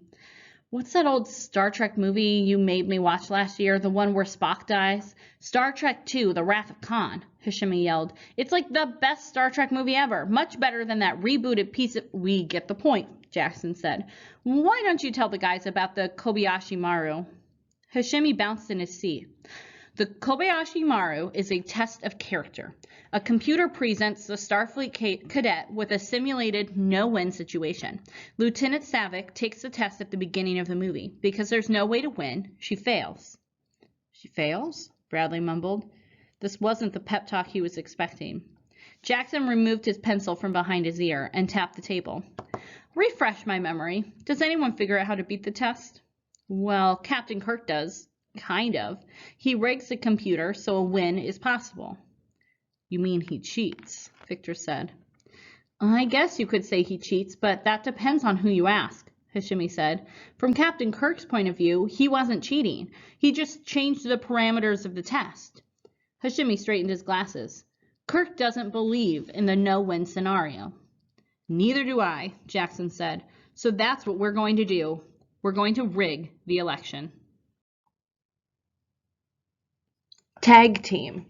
While Jackson and his crew talked over their plan, Gabby sat at Omar's dining table, pecking away at her calculator. On the floor behind her, Lynn and Omar argued over the wording for a poster. They had been working for over an hour, but Gabby still hadn't grown comfortable in Omar's house, with its throne-sized chairs and antique oak table. There was no way her mother would have let her work in a space like this, but Omar's mom didn't bat an eye when they set up shop in the dining room. Gabby jotted her newest computation on a legal pad and sighed, which made Omar and Lynn stop their argument. Based on my calculations, the budget will cover new computers in the library, but it won't subsidize the organic food station, Gabby said. Lynn stuck out her tongue. Good, no one wanted to eat all that rabbit food anyway. Omar shook his head as he retraced Gabby's name on his large white poster. I bet a lot of kids would like a more diverse food selection. Who? Carmen Cleaver and the Animal Squad? The Environmental Action Team members are still voters, Omar said. So are the 400 students who like a piece of bacon every now and then, Lynn said. And believe me, they won't get excited about some extra lettuce and radishes on a cart. Gabby snapped her fingers. Where's the budget from last year? She began leafing through loose papers in a manila folder. Maybe I can increase the botany club's budget and convince them to grow some vegetables. It won't be enough produce for the entire school, but maybe it'll be enough for the students who care. Lynn grabbed her container of glitter. If you're looking to spend money, how about buying the basketball team some new uniforms? We just got new uniforms. Gabby continued to look through her paperwork. If they can grow all those flowers with the little bit of funding they received last year, think what they could do if we triple their budget. She paused to jot herself a note. I really need to set up a meeting with them. Omar scratched a dry patch of skin on his elbow. Are you sure that's a good idea? He asked. A lot of people, not me, of course, but others, blame the botany club for the increase in allergies this year. Maybe we should talk this over a little more. Do a poll. We don't want to make a rash decision. Well, they're wrong, Gabby replied. According to Charlie, it's the cedar trees by the football field that cause the allergies. She abandoned her search for last year's budget. I just hope there's enough money left over after the computers. Take money from another club. I'm sure that's what what Keith would do. Lynn placed her poster on the table, on top of the one Omar had decorated a few moments before. What do you think? Gabby leaned over and glanced at the poster. Her name took up the majority of the board, each letter sparkling in silver and gold. It's nice, but you didn't include any of the campaign slogans. I ran out of room. Maybe you can fix it this weekend, Omar said, rising from the floor. It's getting late. Oh, yeah, right. Lynn smiled. I need to head home. I'll leave with you. No, it's okay, Lynn said. She patted Gabby's shoulder. You stay here. Gabby frowned. What's going on? Nothing. She grabbed her bag, then held her hand up like it was a phone. Call me tonight, she mouthed as Omar led her to the door. Gabby sighed as she began to pack her bag. She may not have been as good at reading people as Jackson, but even she knew what was about to happen. Omar returned a minute later with a white candy box in his hand. He cleared his throat a few times, but didn't speak. Gabby tried to make eye contact with him, but he seemed intent on looking anywhere but at her. Finally, she asked, Are you okay? He nodded, then took a deep breath. Do you have a minute? There's something important I'd like to ask you. The setup. On Saturday morning, John Parson, the main office student helper, received a visit from Charlie de la Cruz. 2 days later, John informed Miss Appleton that due to his studies, he regretfully needed to take a break from being a fourth period office helper for the next 3 weeks. Bradley Boardman just happened to take the scenic route through the office that day and just happened to overhear John talking to Miss Appleton. Bradley, out of the kindness of his heart, stepped forward and offered to serve double duty in both the guidance office and the main office during fourth period. He hadn't discussed this with the guidance office staff yet, but he was sure they would understand. The main office needed a student helper to help ensure seamless communication between the students, faculty, and staff. As the guidance office would later attest, Bradley was a model student, dependable, trustworthy. Miss Appleton agreed. He was the perfect guy for the job. A few hours later, Charlie caught up with Jackson at his locker. "We made the switch. All it took was a copy of Uncanny X-Men 266. Jackson swung his locker open. Did Victor balk at the price? Of course. Charlie watched as Jackson began to empty his book bag. Everything set for tomorrow? Done. As long as they don't change the menu, Jackson said. What about tonight? After Mom's schedule magically cleared up, it was a piece of cake convincing her to visit my tia in Toledo for a couple of days. And according to Lynn, she and Gabby are definitely going to watch Omar play at the Fitz this afternoon. Charlie caught a flash of a scowl across Jackson's face. Have you heard about Omar and Gabby and the dance? Jackson tapped on the cold metal locker door. Found out this morning. Heard he even brought her a gift. Yeah, chocolate-covered nuts. Jackson's nose wrinkled. I bet you $20 she trashed them as soon as she got the chance. She had actually passed them on to Charlie. Dude, why don't you just tell her? No. Jackson, I'm not telling her, Jackson said as she shoved another book into the locker. Charlie readjusted his book bag strap. Have it your way. So I'll be over at your place around 4, Jackson continued. That'll give us at least a couple of hours to move everything. For the first time since Jackson laid out his plan, Charlie stopped to think about what they were about to do. Now that they were in the execution phase, things seemed a lot more real. Are you sure this is going to work? Don't worry, by the time she notices tomorrow morning, you'll be long gone. No, I'm talking about the entire plan. He started counting off. A Kobayashi Maru, a Carrie Nation, an Anakin Skywalker, a Windows Vista, and a Denver boot paired with a White Rabbit and a Fallout shelter. That's 7 schemes in less than 3 weeks. Jackson closed his locker. Please don't tell me you spent all weekend making up names. He shrugged. I was inspired. Ocean's 11 came on last night. Trust me, Charlie, the plan is solid. Jackson grinned. Have I ever let you down? Charlie crossed his arms. Don't look at me like that. Your eyebrows grew back eventually. He began to walk away, but stopped once he noticed that Charlie hadn't moved. What? Hashimi asked me to talk to you. Since when did you and Hash become best buds? We're not, but still. No, Charlie, we can't risk it. We have to tell her, Jackson. There's no way Megan would hang out with Stuart if she knew Keith gave him the video game. Charlie glanced at the election poster across from Jackson's locker. Dude, what if it were Gabby? He groaned. Okay, fine, but it has to be anonymous. Megan can't know we tipped her off. Jackson tucked his empty book bag under his arm. You know that was a low blow, right? Bringing Gabby into it. Think she'll slam the door in my face this time? What do you think? Jackson rubbed his nose. Okay, let's plan to meet her outside, away from the front door. 1-on-1. Gabby followed Lynn up the rickety bleachers at Fitzgerald Park. I can't believe I'm here, she said. I have better things to do than watch boys play basketball. They aren't even that good. Lynn brushed a few cigarette butts from the bleachers before sitting down. You promised you wouldn't complain. I'm not complaining, I'm telling the truth.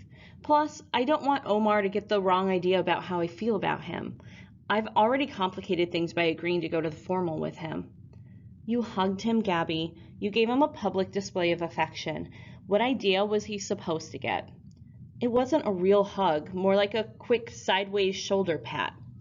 Lynn tugged on her friend's hair. You know who you sound like, right? That shut Gabby up. It had taken Omar a few minutes of stuttering and stammering that Friday afternoon, but eventually he had asked her to the formal. And Gabby said yes because she didn't want to hurt his feelings. He had done such a good job with her campaign, and he was a nice guy, considerate and friendly. There were worse people to attend the formal with. Then he asked her to come watch him play at the Fitz. She found herself saying yes again because, really, after all his help with the election, the least she could do was give up a few hours of her time to watch him play basketball. But now that she was actually in the stands, with the sun beating down on her and time seemingly standing still, she wished she had had the courage, or at least the common sense, to say no. She and Lynn weren't the only students braving the bright sun and humid afternoon weather.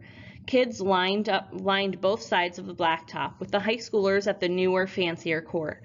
While some kids waited for their chance to play, most were spectators. "There's Omar," Lynn said, gripping Gabby's arm, her voice high and fake flirty. "Isn't he cute?" "Yeah, cute," Gabby said, though her mind had drifted from September to May, when Omar was the spectator and she was the one on the court here. She could still feel the sting of the ball against her palms as she caught Jackson's pass, could still hear the roar of the crowd as she elevated for the final shot over Keith, could still see the grin on Jackson's face as they walked off, victorious. "You're thinking about the blitz at the Fitz, aren't you?" Lynn asked. "No, Gabby couldn't help but grin herself. She would never admit it, but she was the one that had come up with that nickname. "That was a great game, even though I shouldn't have let Jackson run up the score." "Everyone thinks Jackson cheated." "But he didn't," Gabby replied, "and everyone doesn't think that, only Keith." "Enough about that." Lynn reached into her purse and pulled out a compact mirror. "We should be talking about your dress for the formal. Have you gone shopping yet?" "I'll just wear something from last year." "Like, you can even fit into something from last year. You've grown at least 2 inches. Lynn looked at Gabby over the open mirror. "What's the point of donating all those clothes if you aren't going to buy new ones?" "Well, at least now my favorite pair of jeans isn't too long." She glanced at her phone. "This is the slowest game in the history of the universe." "I don't understand you," Lynn said, snapping the compact shut. "You're supposed to want to watch Omar play. If you didn't want to come, you should have just said no." "I know. I chickened out." "Well, you better start thinking up some good excuses. He's planning to ask you if you want to shoot hoops at your house tomorrow." "Great. I'm going to have to pretend to be bad just so I won't embarrass him." "Or, you could just say no, or just beat him." "But, look, he stole the ball." Gabby watched as Omar raced down the court and pulled up for a 3. She shook her head. "He's a center. Why is he shooting a 3 when he can go in for a layup?" "You're not supposed to criticize your boyfriend." She cut her eyes at Lynn. "He is not my boyfriend." "He could be if you wanted one." "Well, I don't want one." "Sure, right." Gabby nudged Lynn in the ribs. "What does that mean?" "Ow!" Lynn rubbed her side. "It means you're still crazy about a boy who likes kissing other girls." "No, I'm not," Gabby said. And then after a few minutes she said, "And according to Jackson, it wasn't really a kiss, more like a slight brushing of his lips against hers." Lynn's mouth dropped open as she stared at Gabby. Gabby said, burying her head in her hands. "I'm pathetic, aren't I?" "Yeah, you are." Lynn squeezed her shoulders. "But at least you can be pathetic and look cute at the same time. Let's talk about that dress." It was almost 6 o'clock by the time Gabby left the park. They had stayed to watch Omar play in 2 pickup games, each more mistake-filled than the last. Afterward, he jogged over and asked if Gabby wanted to play some one-on-one tomorrow. She said yes. Then, while he was talking to some of the high school boys, she pried Lynn away from the bleachers and headed home. She didn't understand Lynn. As good of an athlete as she was, she seemed to be happiest when she was watching other people play. Well, not other people. Boys. Gabby promised herself that she'd never be like that. But even as she did, she found herself thinking about last year's fall formal. Up until then, Gabby had never worn her hair in anything other than a ponytail, and the only makeup she owned was cherry-flavored chapstick. But on the weekend before the fall formal, her aunt had popped into town to surprise Gabby with an all-day spa visit and makeover. Gabby had resisted. She wasn't girly like Tia Isabel, but relented after seeing the hurt on her aunt's face. The day had been exhausting. They started their morning in a spa, their faces covered in mud and cucumbers. At the salon, the hairdresser trimmed, chopped, and styled, washed, rinsed, and conditioned, and transformed Gabby's beautiful, practical, functional ponytail into a layered bob. Her aunt was so impressed she bought 3 extra bottles of the salon's shampoo and conditioner.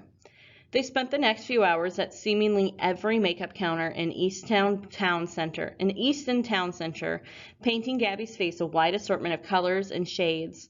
By the time they returned home, all Gabby wanted to do was barricade herself in the bathroom and peel the makeup off of her cheeks. All that stood between her and clean pores were the 2 boys watching music videos in the den. Charlie dropped the remote and feigned shock. "Who are you, and what did you do with my sister?" "Shut up, Carlito," Gabby said, trying to sound like her mother. "Wow."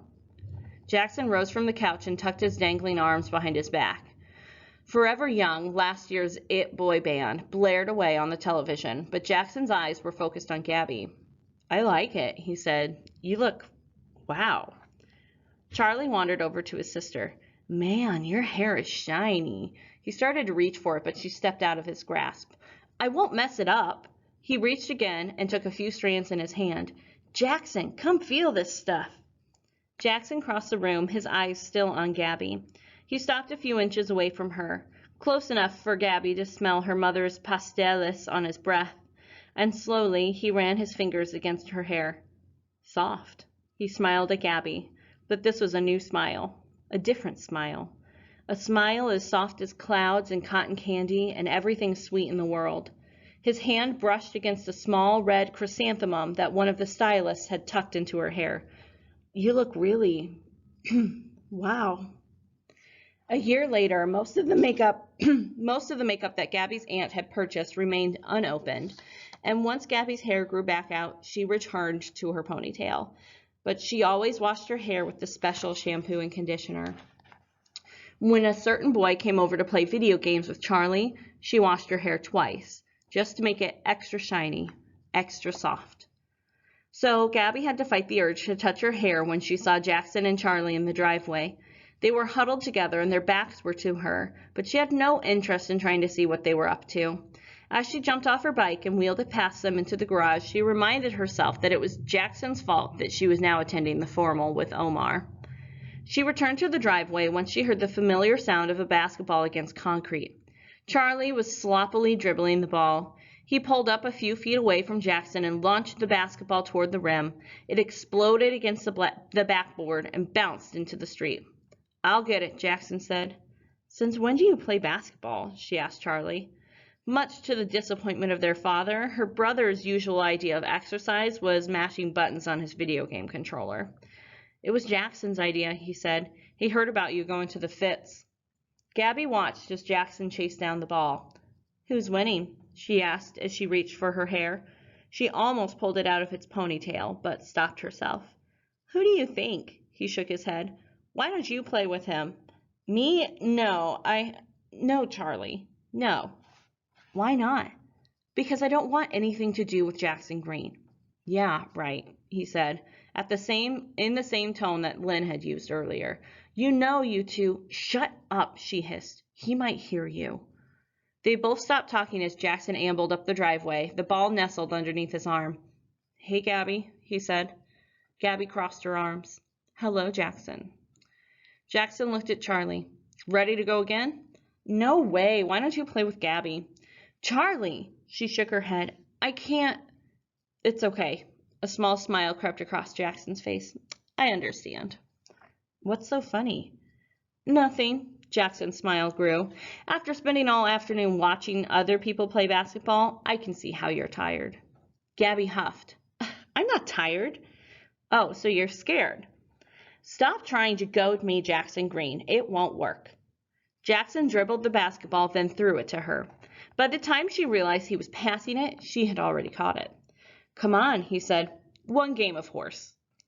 Gabby looked at the basketball. She was supposed to be mad, furious even.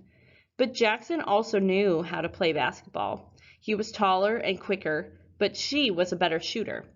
She wouldn't have to pretend to be bad. She rotated the ball in her hands, then took a shot. All net. She chased down the ball as it rolled into the street. "Where's Charlie?" she asked when she returned to the driveway. Jackson pointed at the house. The window curtain jerked shut. "Just so you know, I'm still mad." She passed the ball. Furious even. "I figured." He dribbled the ball between his legs. He was so much better than Omar at that. Jackson and Gabby traded shot after shot, neither speaking. Gabby was working up a sweat, and she could see that Jackson was as well. It was like things used to be, before fancy shampoos and ill-advised kisses and lukewarm hugs. After Gabby won the game, she asked, "Now what?" Jackson shrugged. "Round 2? Okay." She tossed the ball to Jackson. "But enough horse. Let's play for real. Let's play one-on-one." 2 hours later, they finally stopped playing, but only because it was too dark to see. Had Gabby's mother been home, she would have called Gabby in an hour ago, but Mr. De La Cruz thought his daughter should always have a basketball in her hands. They collapsed in the grass, both of them exhausted, each taking swigs from bottled water. Jackson wasn't sure which of them had won more games. He was having too much fun to keep track. He finished off his water and screwed the cap back on. "I heard about you and Omar." Gabby took an extra long drink from her bottle. "He's in my English class," Jackson continued. "He's nice. It takes him forever to pick a topic when we're writing essays, but he's nice." He tapped the bottle against the ground. "Is he your boyfriend or something?" "We're just friends." "Oh." Gabby waited for Jackson to continue, but he just kept opening and closing his empty water bottle. Finally, she asked, "So are you going to the formal with Katie?" He shook his head. "I haven't talked to her since the end of last year." He nudged the basketball with his feet, pushing it into the driveway. "I never liked her like that." Gabby frowned. "Then why did you do it?" "It's complicated," he said as he stood up. He reached out to help her up, but she waved him off as she rose to her feet. "You owe me a better explanation than that," she said. For 3 days straight, that kiss was all people had talked about at school, over and over and over again. "Just tell me why you kissed her." Gabby hated even saying the word. Jackson pinned the basketball between his feet. "Keith ratted me out. It was the only way I could get back at him." He shrugged. "It was a gut reaction." "Well, that's just brilliant." Gabby bent down and grabbed the ball. She dribbled it a few times, pounding it into the concrete. "Why did you even sneak into the office with her? Why didn't you go in with someone else, like Charlie?" "Or like me," she wanted to add. "Katie and I made a deal." Jackson went for the ball, but Gabby refused to give it to him. "I had a good reason." "But you won't tell me what it is." "You wouldn't understand." He shoved his hands in his pockets. "You'll think it's stupid." From Jackson's point of view, he indeed had a good reason for the Kelsey job. The midday PDA, the slight, insignificant brushing of his lips against Katie Accords. But Jackson was a boy, and Gabby was a girl, and there were some things that 13-year-old boys didn't tell 13-year-old girls. Gabby and Jackson didn't speak for a few moments. After she yawned, he said, "I guess I should go." He took a step toward her. "Thanks." She stopped dribbling. "For what?" "For not slamming a door in my face this time." Gabby couldn't help it. She smiled, but only a little. "Hey, I hear they're serving meatloaf for lunch tomorrow."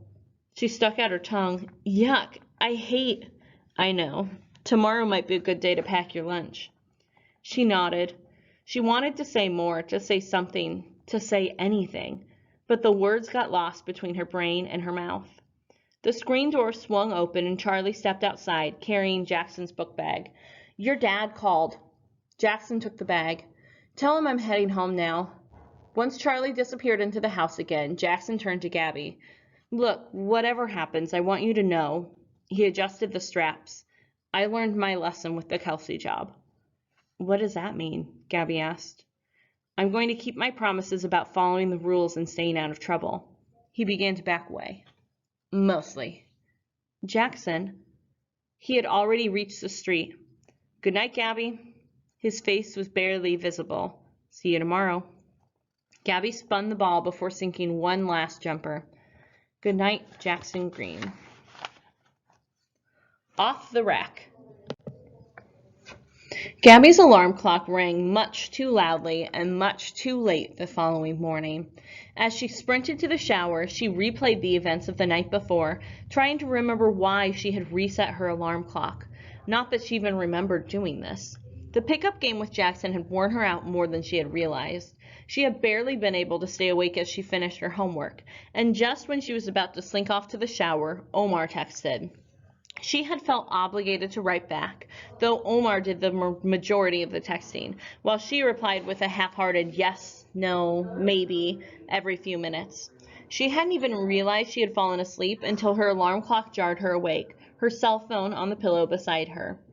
Standing in the shower, Gabby found her mind floating back to the pickup game with Jackson, to the way he congratulated her at the end of every game, no matter the outcome. She won twice, lost once.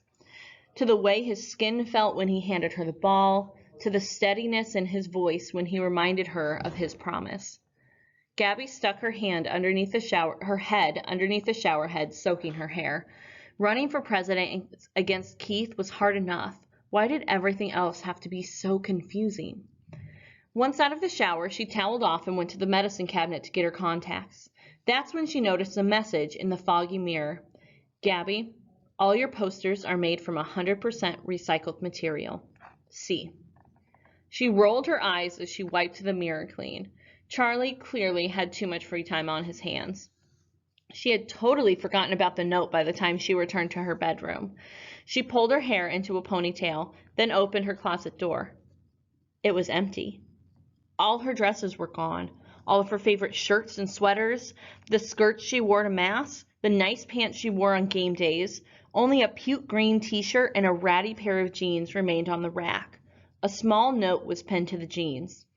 Keith's banners are made from vinyl, much more difficult to recycle than your boards. P.S. I'm sorry. She ran to her dresser and started yanking open drawers. Every t-shirt and pair of jeans and shorts had been removed. Gabby grabbed her robe, quickly knotted it around her waist, and marched into her brother's room. She burst through the door and found another message on the bed.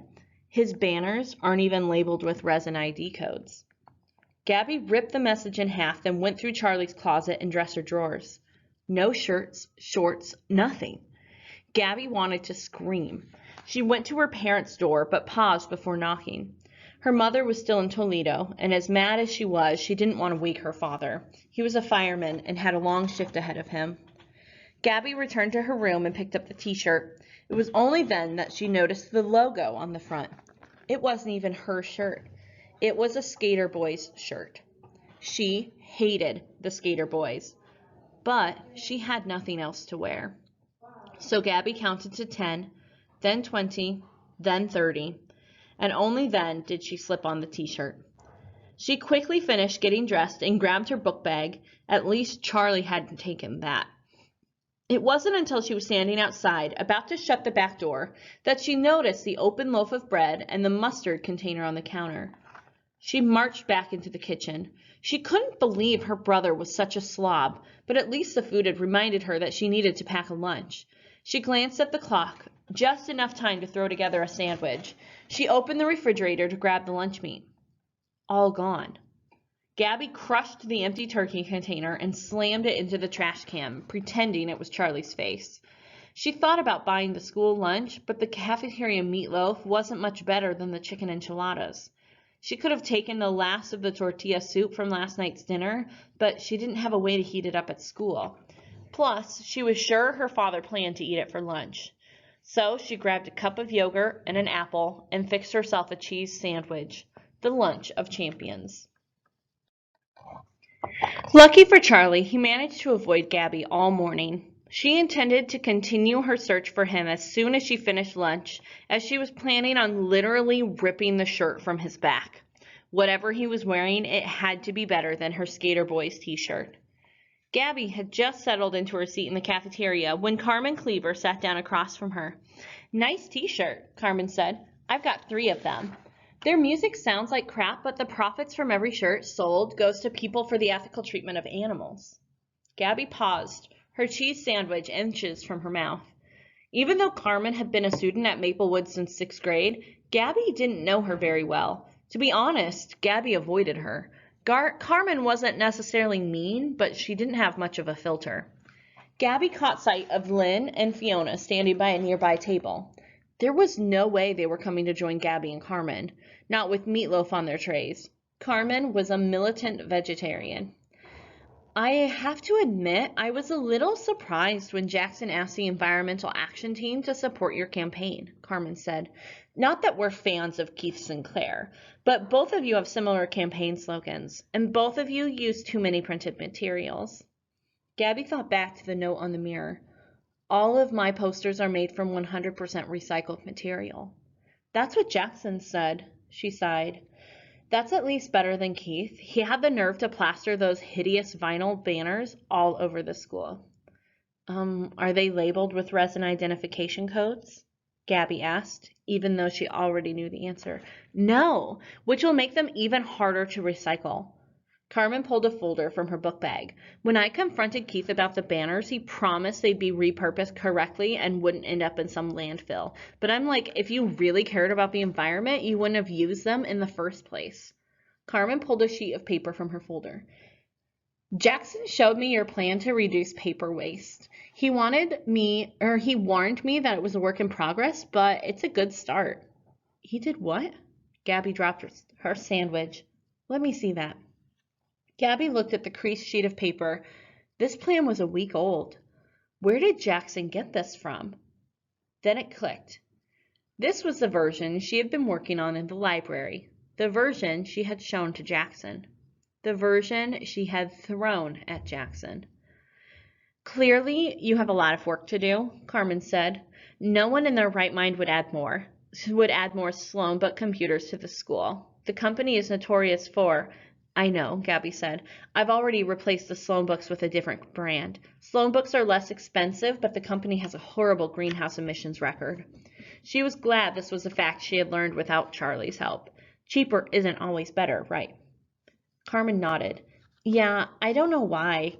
She stopped as she noticed Gabby's cheese sandwich. "Are you going vegetarian?" No." She pushed her plate further away. "It just looks like... I don't think it's for me." "Not everyone is strong enough to stick with the lifestyle, but at least you tried." She looked across the room toward Keith as he bit into his meatloaf.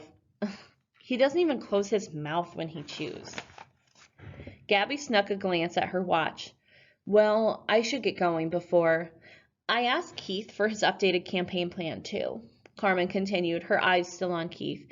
"He said he was waiting until after the election to formalize it." She shook her head. "What a cop-out." Gabby couldn't help but laugh. "Are you surprised?" Carmen finally turned away from Keith. "Remember when his dad got that big award for cutting his company's carbon footprint?" Gabby didn't, but she nodded anyway. "During the ceremony, Mr. Sinclair gave this great quote: 'Our primary job as the leaders of today is to make a better tomorrow.' So the next day, I found Keith after lunch and asked if he would like to join the Environmental Action Team. Then I asked if his father would consider coming to one of our meetings." Gabby's stomach knotted. She knew where this was heading. "Keith laughed in my face," Carmen said. "My dad doesn't care about the environment," he said. "That upgrade was just for tax breaks." Gabby shook her head. "I'm sorry." Keith finished his soda and threw the can in the trash, even though he was within arm's reach of a recycling bin. And then he stood there and watched as I fished the can out. Carmen looked at Gabby, her eyes clear and determined. "Anyway, when Jackson talked to me this morning, he called you the leader for tomorrow. Maybe he really is good enough to know how to push my buttons, or maybe he just got lucky. Either way, it reminded me of that article. It reminded me that words aren't enough. You and Keith may have the same campaign slogan, but you are clearly the better candidate." She slapped her hand on the table. "It's simple, really. If we get you elected, you'll help us save the environment and then the world." Gabby pulled at her shirt collar. Carmen, I'm honored, really, but you don't have to do anything outrageous. Having the vote of the environmental action team is enough. We're not the environmental action team anymore. Starting today, we're SACS, Students Against Keith Sinclair. Carmen crossed her arms. We'll blanket the school with posters. We'll hand out flyers. We'll even picket. I promise we will do everything in our power to get you elected. She slapped the table one last time. And I mean everything.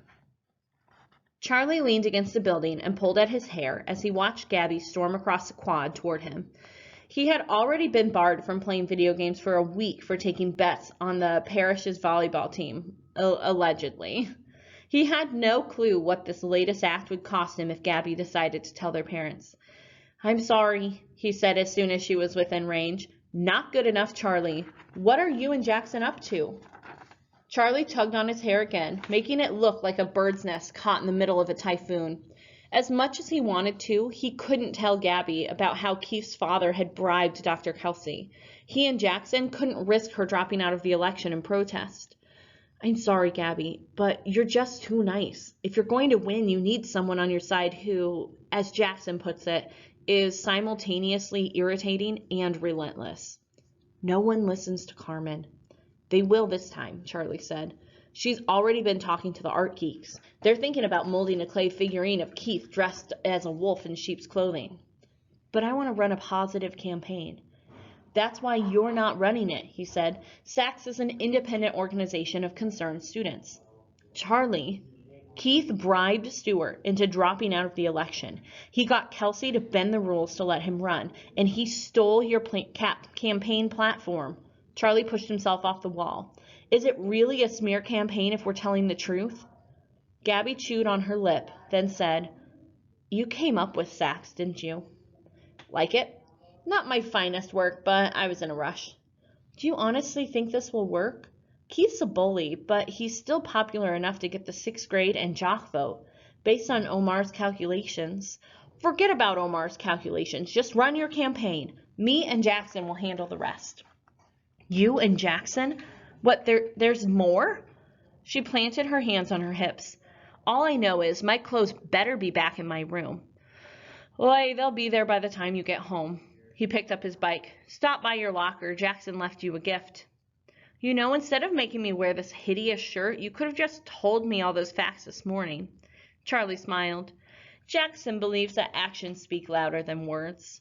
After he pedaled off, Gabby headed to her locker. She spun the combination and opened the door. Inside was a plain black t-shirt, her favorite pair of jeans, a Forever Young CD, and a small red chrysanthemum.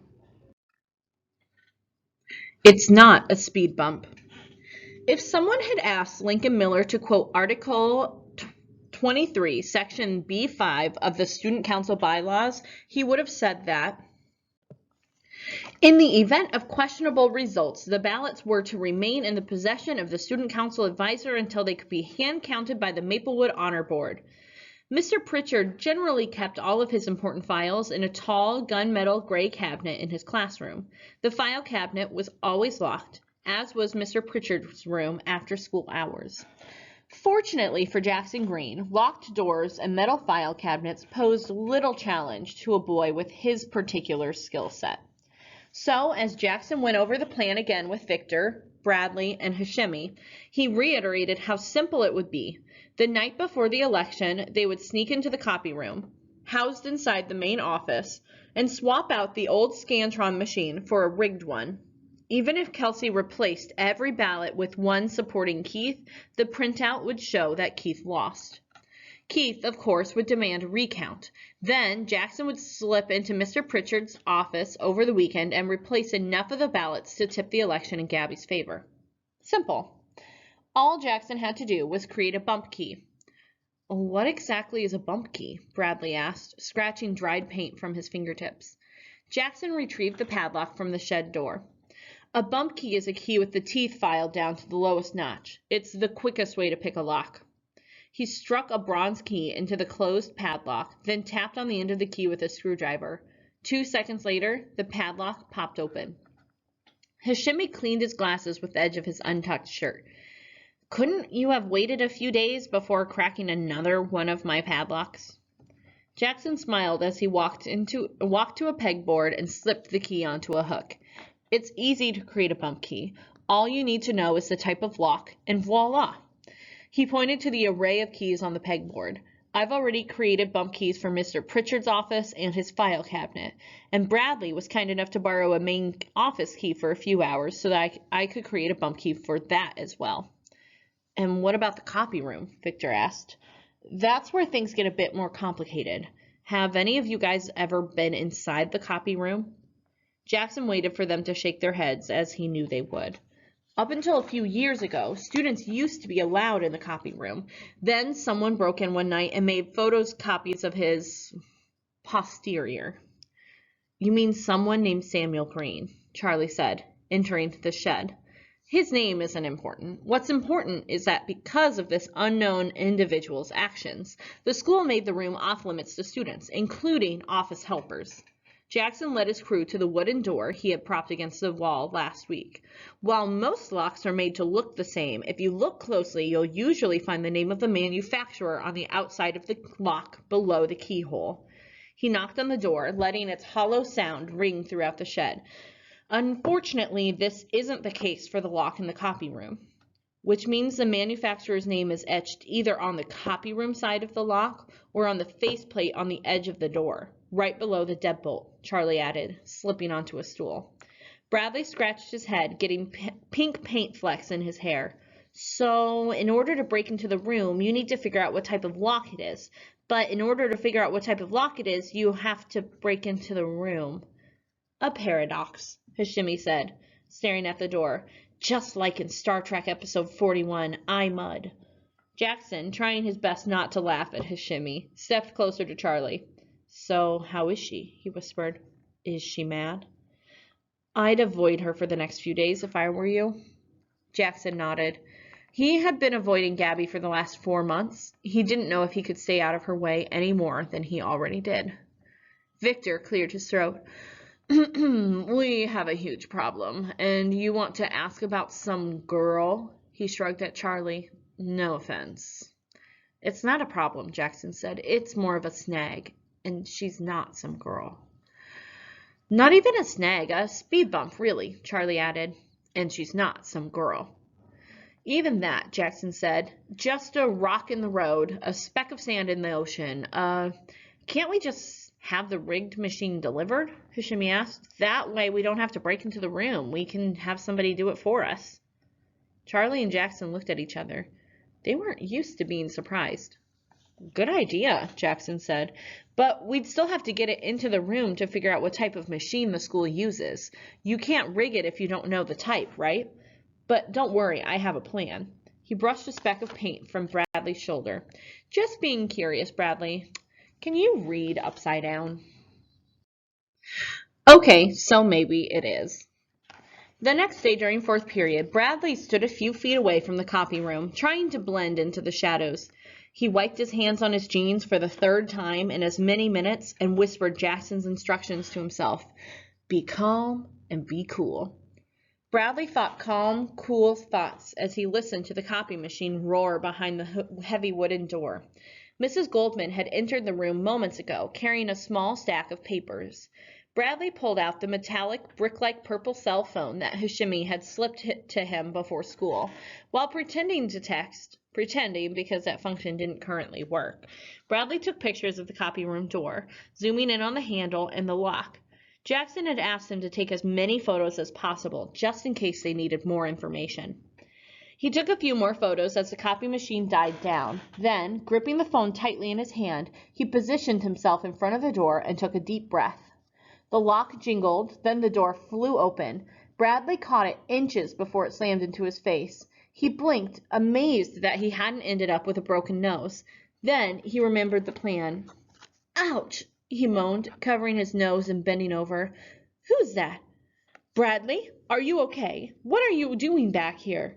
He heard Mrs. Goldman speaking over him, but his gaze remained glued to the plate on the skinny edge of the door.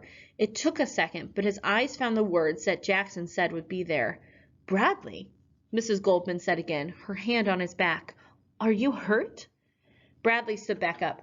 "No, I'm okay," he said, his hand still covering his nose. "I was just trying to text my mom before. Let me see." For a second, Bradley thought she was talking about his phone. "No, it's let me see," she repeated, prying Bradley's hands away from his face. Your nose isn't red, but it does look a bit swollen." Swollen, Bradley thought. The door didn't even hit it. "Come on," she said. "Let's put a cold compress on it." "I'm okay." He backed away. "It doesn't even hurt." "Are you sure?" she asked, her eyes widening. "It's getting bigger as we speak." Bradley reached for his nose again. "Really, I'm fine. I'll put some ice on it as soon as I get home." "No," she said, taking him by the arm. "I insist." As Bradley allowed himself to be dragged to the nurse's office, he repeated the name of the lock over and over in his head so he wouldn't forget it. A Gutenbabel 4200. Jackson would be so happy with him. Your lucky day. Jackson had always believed that Dr. Kelsey's office was the only room in the school secured with the Gutenbabel 4200. It was a double-barrel deadbolt, meaning it could be locked from either side of the door, and it employed a faint electrical current that made picking it virtually impossible. The lock was extremely expensive, and the majority of rooms at Maplewood didn't need that level of security. However, after an unnamed person plastered his "Seymour Butts for Homecoming King" posters around the school, the district apparently felt it was in their best interest to update some of the locks. Goodbye, crappy Ultralock. Hello, Gutenbabel 4200. After learning the news, Jackson spent an hour or so feeling sorry for himself. Then he got to work. By that afternoon, he'd figured out a new plan. "Just talk normal," Jackson said. He picked up the phone and offered it to Victor, but the other boy refused to take it. They sat alone in a shimmy shed. Jackson had asked everyone else to wait outside. Jackson hoped that Victor would feel more comfortable with fewer people around. "Do I really have to do this?" Victor asked, staring at the cordless phone in Jackson's hand. "Do you want to stop Keith or not?" Jackson leaned against the table. "How many times did he flush your homework down the toilet in elementary school?" 14 times. 16 if you count the extra credit. "If he wins, the next thing he'll flush is the chess team," Jackson said. "Think about it this way. Compared to what you have to do tomorrow, this is a walk in the park." "Tomorrow? What happens tomorrow?" Jackson quickly explained his plan. "I'd love to get one of the other guys to do it, but we have to do it during 7th period when the main office will be its emptiest. That rules out Hash because it's impossible to get him out of Mrs. Barry's class, and for obvious reasons, it can't be me or Charlie. But Kent Bradley, with all the paint he gets in his hair, they'd recognize him in an instant." "I have money," Victor tried to stand. "Can't we just hire someone?" Jackson pushed him back into the seat. "Focus, Victor. You can do this." "But I'm dialing." Jackson punched the keypad with his index finger. "It's ringing." Victor took the phone and pressed it against his ear. "Hello? Hello?" After a few seconds, Jackson nudged Victor. "Hello, Mrs. Alicia Goldman," he croaked.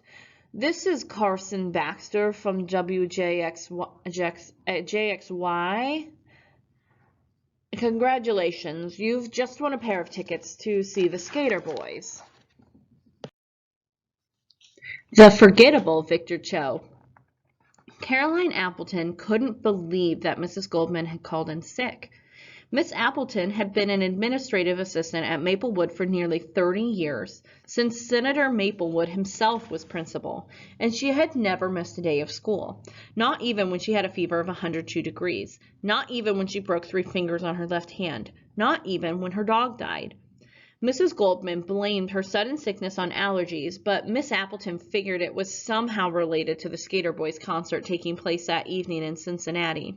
While Miss Appleton would never skip work to attend some teeny bopper concert, she had to admit those Skater Boys could belt out some catchy tunes. She glanced at her watch as the 7th period bell rang. Like most of the students, she was more than ready for the day to be over. She started cleaning her desk in anticipation of leaving as soon as school ended. She looked up as the office door swung open and frowned at the sight of Jackson Greene. What are you doing here? Didn't you already have your weekly meeting with Dr. Kelsey? Jackson nodded. I know, but there's something I need to tell him. He's tied up in a conference call with the district superintendent. Out of the corner of his eye, Jackson watched as Megan Feldman, the 7th period office helper, typed at a computer. The football team had an away game. She was already dressed in her cheerleader uniform. She glanced up, tucked a strand of hair behind her ear, and smiled. Hi, Jackson. Jackson stared back without blinking. Her smile faltered. Hello, he finally said. Then he turned toward Miss Appleton. I know Dr. Kelsey's busy, but it's important. Miss Appleton grunted as she picked up her phone and dialed. Dr. Kelsey, yes, I know you're on the phone with... Jackson Greene is in the office. He says it's important. She nodded, then hung up the phone. He'll be out in a... Dr. Kelsey's office door flew open. Mr. Greene, why are you here? Jackson started to open his mouth, then paused. A nervous, worried, perplexed look washed over his face. Maybe you should call Charlie in as well. I promise it was all his idea. Dr. Kelsey stepped forward. What did you do? Jackson nibbled on his bottom lip, glanced at the wall clock behind Miss Appleton, then looked at the floor. Again, I think you'd better get... Megan, run and get Charlie de la Cruz out of class, Dr. Kelsey said. Now, please. Sure, she said, rising from her desk. Let me look up... He's in Mr. Woodson's room. Dr. Kelsey stepped back into his office. Come in, Mr. Greene. It was only a few seconds after Megan exited the office that another student entered. His black, horn-rimmed glasses covered half of his face, and his hair looked as stiff as a football helmet. Miss Appleton took his hall pass. George Ree, you were in here last week, right? Dr. Kelsey was giving you some award. That had been Danny Nguyen, who was Vietnamese, not Korean, but George didn't correct her. Mr. Jonas needs an extra pack of paper for art class, he said. Does this look like an art store? Miss Appleton grumbled. She wasn't fond of Mr. Jonas and all of his newfangled group learning activities. As far as Miss Appleton was concerned, the old ways of teaching kids worked just fine. I don't even like art that much, he said. I'd rather take another math and science or science class with the school board. Don't get me started on the school board. How are we supposed to get our kids ready for the global marketplace or whatever they call it if we aren't cramming their schedules with math and science? I bet those Asians aren't wasting their time on art and music. No offense. As she continued her rant, Victor, that is, George, glanced at the clock. 10 seconds. Not to interrupt, but could I please get that paper? He asked. Well, I suppose I plan to give Mr. Jonas a stern tongue-lashing about class preparedness, she said. I need to... She stopped as her desk phone rang. They can leave Then the phone in the office counter rang. Then the familiar ringtone of the Skater Boys' I am so in love came from the bottom drawer of her desk. The main office hadn't been this popular since the midday PDA. Miss Appleton sighed, letting her eyes linger on the hall pass. You're a good kid, she said. I suppose I can trust you. She pulled a set of keys from her pocket, pointed out a chipped bronze one, and handed him the key ring. The supply closet is around the corner. The paper is on the 3rd shelf. Victor rounded the corner, holding every important key in Miss Appleton's life, including the key to her 22-year-old Ford Taurus, 12 scuffed bronze keys, and an oddly shaped, specially cut, shiny silver one. When he returned with the ream of paper tucked underneath his arm, the phones in the office had stopped ringing. One call was a wrong number, the other was for Mrs. Goldman, and whoever called Miss Appleton's cell phone had neglected to leave a message. Thank you, Victor said, dropping the keys into her outstretched palm. Miss Appleton quickly counted the keys. Satisfied, she said, I see you found what you needed. Instead of looking at the pack of pink paper, he glanced at the massive brick-like cell phone in his hand. Yes, I got exactly what I came for. After Miss Megan Feldman tracked down Charlie, it seemed like he had a bad stomachache and had spent the first few minutes of 7th period in the bathroom. He and Jackson Greene sat before Dr. Kelsey and told him the truth. They believed the Botany Club should be able to plant flowers along the football field. After Dr. Kelsey finally calmed down, he had hung up mid-sentence on the superintendent in order to talk to the boys. He spent the next hour grilling them, trying to coerce, trick, and manipulate them into confessing to at least some minor infraction. Jackson passed the time by counting the remaining hairs on Dr. Kelsey's head.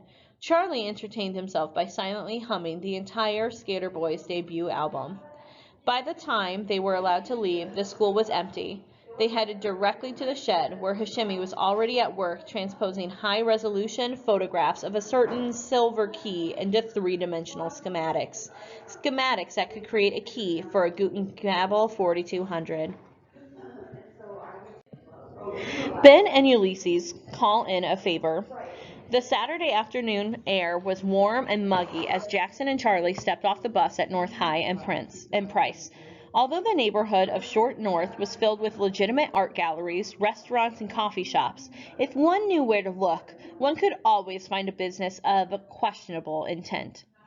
Fighting the pull of fresh, hot donuts, Jackson and Charlie passed a bakery and entered Basilon's Lock and Key. The sign said that they were open, but the shop was empty. A thin layer of dust covered the various shelves and countertops, and the smell of burnt metal hung in the air. "Hello?" Jackson called out. "Anyone there?" "Coming," a voice said from behind a thick green curtain. "I'll be there." Hey, girl.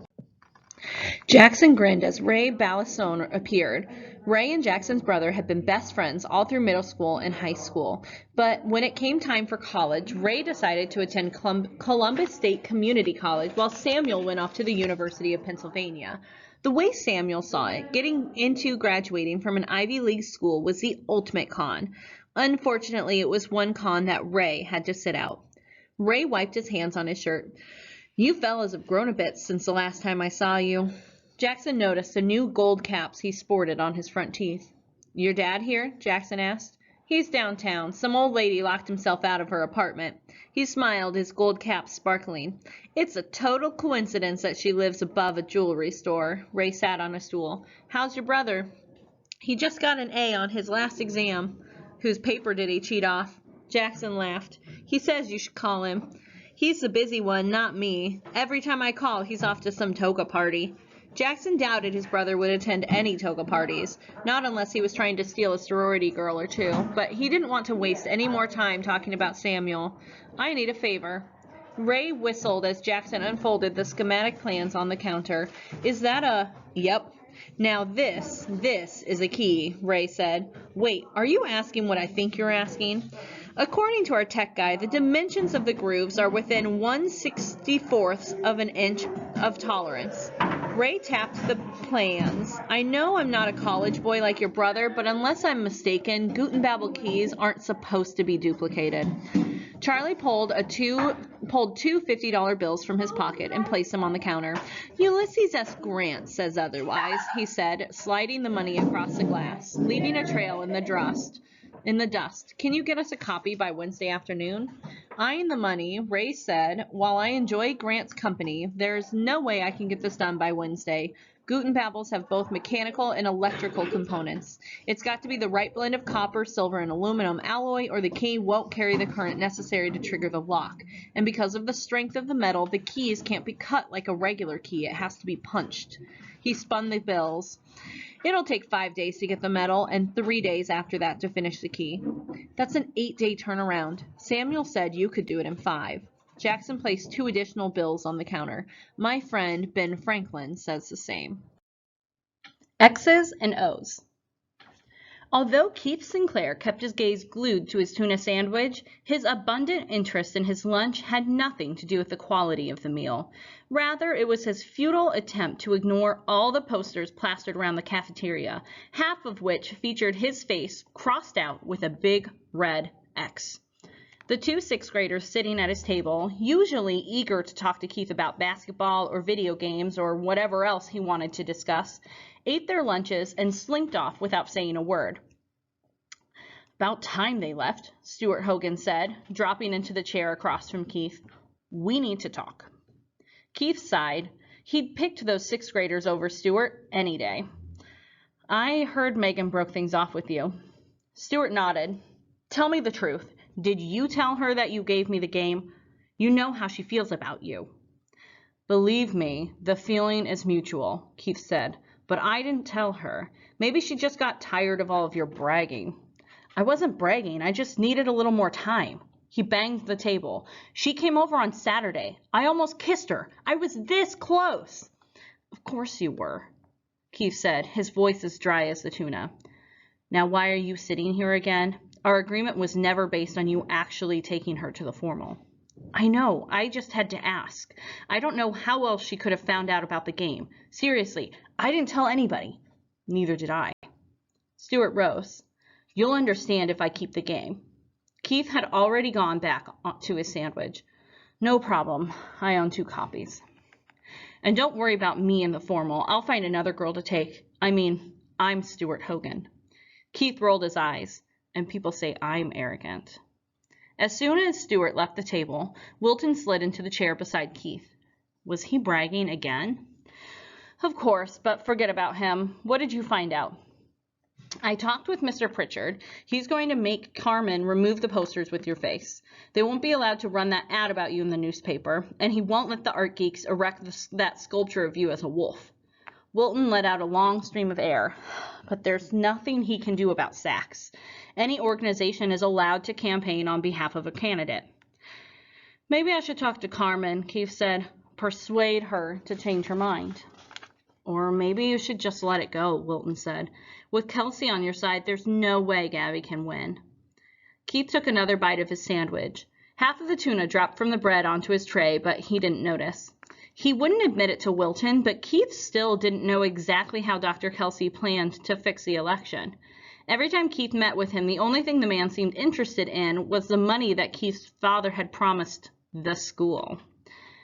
Carmen's smart, but there's no way she came up with this on her own, Keith said. Someone helped her. Jackson? Who else? For all I know, Jackson's the one who tipped Megan off. He never knows when to quit. But who cares? You're going to win. Oh, I'll win all right. I'll crush Gabby and Jackson. Keith nodded across the cafeteria toward Charlie de la Cruz, who was talking to some kid with paint splattered across his t-shirt. Talk to Tommy and Trevor. For the next few days, I want to keep an eye on Jackson and Charlie. If anyone even looks in their direction, I want to know who they are. He finished his sandwich. Jackson Greene doesn't know who he's messing with. Jackson Greene wasn't just on Keith Sinclair's mind. On the other side of the cafeteria, while Lynn described her dress for the formal and pointed out that Gabby had yet to pick one, Gabby found herself staring at the walls, taking in all the posters. Even though Mr. Pritchard was making Sachs scale back their campaign, the damage had been done. Omar's latest poll showed Gabby capturing 1/3 of the jock vote and half of the 6th grade vote. She had felt self-conscious about all the attention at first, but as student after student stopped her in the hallways and in class, telling her that they planned to vote for her, she began to believe that, 1, she just might become Maplewood's next student council president, and 2, a lot of it was due to Jackson Greene. She wasn't sure which of those facts scared her more. Lynn cleared her throat. You haven't heard a word I've said, have you? Sorry, I'm just sorry. She took a bite of her sandwich, frowned, then dropped her food on her tray. You finished? Want to go to the library? Lynn nodded. So you want to tell me what you're thinking about so hard? She asked after they turned in their trays. And don't say you're thinking about Omar. He walked by our table 3 times, and you barely looked in his direction. Gabby looped her thumbs in her pockets. You know this is all because of Jackson, right? Carmen's campaign was his idea. It sounds like something he'd think of. You know a boy really has to like you to go through all this trouble to get you elected. Gabby tugged on her ponytail. I'm supposed to be mad at him. He kissed another girl. I thought he felt... She shook her head and tried again. I'm going to the formal with Omar. They both really like you, Lynn said. And Omar is nice. But even I have to admit, he's no Jackson Greene. Maybe you should break up with him. Break up? We're not together. You know what I mean. Gabby nodded. I know, it's not fair to Omar. I I just wish I knew how Jackson felt.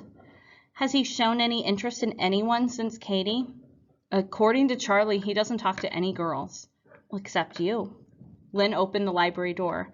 Maybe you should just, I don't know, tell him how you feel. It's a little crazy how you can plan to give a speech in front of the entire school with no problem, but you can't tell one boy how you might feel about him. But I'm supposed to be, I know, Lynn said. But haven't you ever heard of a ceasefire? The inside man. Literally. After a quick afternoon snack, Jackson changed clothes, trading in his tie and blazer for jeans and a t-shirt. He was heading to the Shimmering Hills Library to meet Charlie. They were working on a project and wouldn't be finished until 8 p.m. or so. At least, that's what he told his father this morning. Jackson was about to walk out the door when a message popped onto his laptop screen. I am Borg, hear me roar. Can I come? I am Borg, hear me roar. Jackson? I know you're there. Your bike's on the driveway. Please? Optimus Greene. We shouldn't be talking like this. Meet me outside. Jackson found Hashimi standing by his bike. Hashimi wore black cargo pants and a black turtleneck, and he held a black ski mask. My gloves are in my backpack, Hashimi said. I couldn't find any black ones, so I spray painted Mom's yellow kitchen gloves.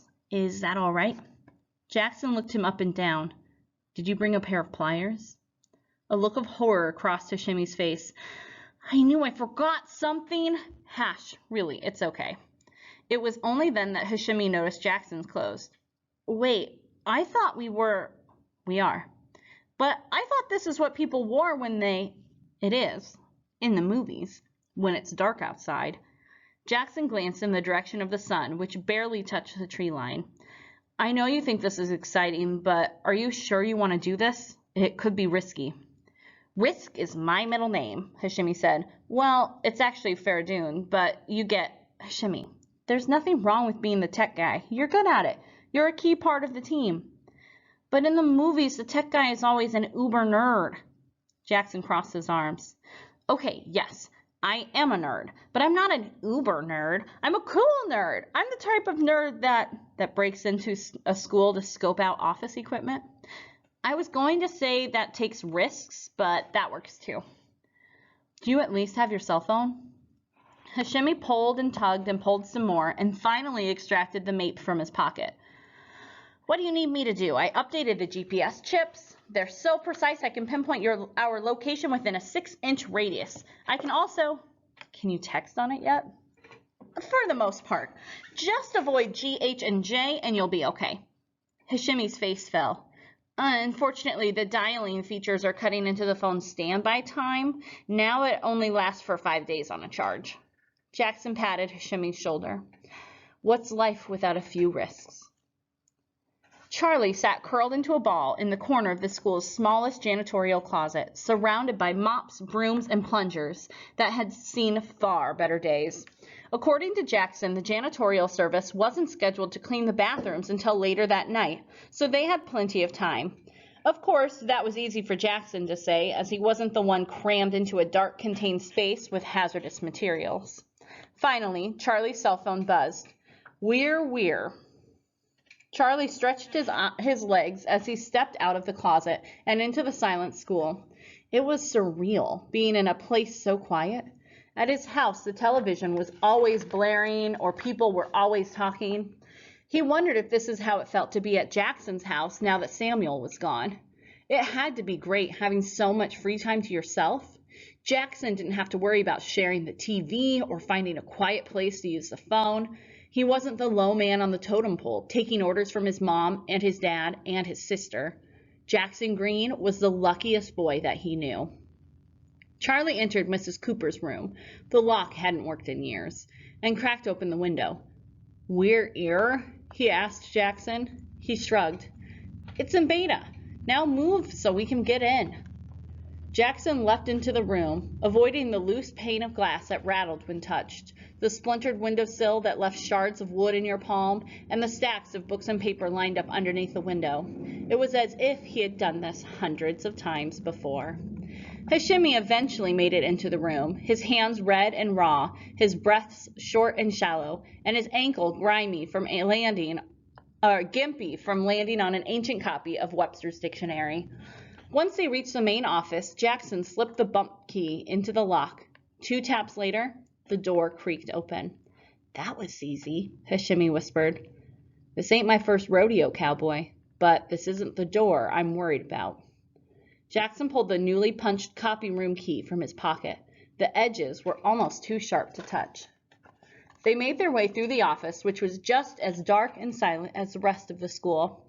At the door to the copy room, Jackson offered up a silent prayer and shimmied the key into the lock. It caught halfway, and the boys gasped.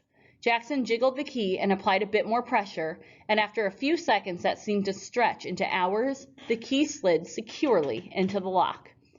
It was only after the door popped open that Jackson realized he had been holding his breath. While Hashimi and Charlie examined the Scantron machine, Jackson surveyed the room. Samuel had gotten most of the details correct. It wasn't awe-inspiring. Copiers, printers, and fax machines lined the walls, and a small closet stood at the rear of the room. He opened the closet door to find stacks of boxes and papers, each pile threatening to topple at the slightest touch. "Charlie," he called, "got a second?" After Charlie joined him, Jackson asked, "What do you think? Could someone my size fit in here?" Charlie chewed on his thumbnail. "We'd have to move some of the boxes around, but it should be able to serve as the fallout shelter." "You can't just call it a hiding place, can you?" Jackson took a step back and squinted. "But we may have a problem. With the Scantron machine all the way over on the other side of the room, we need a surefire way to trigger the big reveal. The fallout shelter isn't close enough." Charlie snapped his fingers. "You know what we need? A robot in disguise." "That's exactly what I was thinking," Jackson said. "And you've got to stop watching those Ocean's movies." "Don't blame me. I didn't invent cable television." Jackson rattled the closet's lockless handle. Then he glanced at Hashimi. "How's it coming with the Scantron machine?" "It's not a Scantron machine. I mean, it scans ballots and tests, but it's not an official Scantron machine. It's Hashimi paused as he spun the machine around. "It's a Technomoso," he gave up. "It's not a Scantron machine." "Fine. How are you doing with not a Scantron machine?" Hashimi picked up his screwdriver. "Well, it's nothing like the diagrams I looked at online because it's so prehistoric. It'll be a bit of a challenge to rig." "But you can do it, right?" For once, Hashimi was able to grin at a frowning Jackson Greene.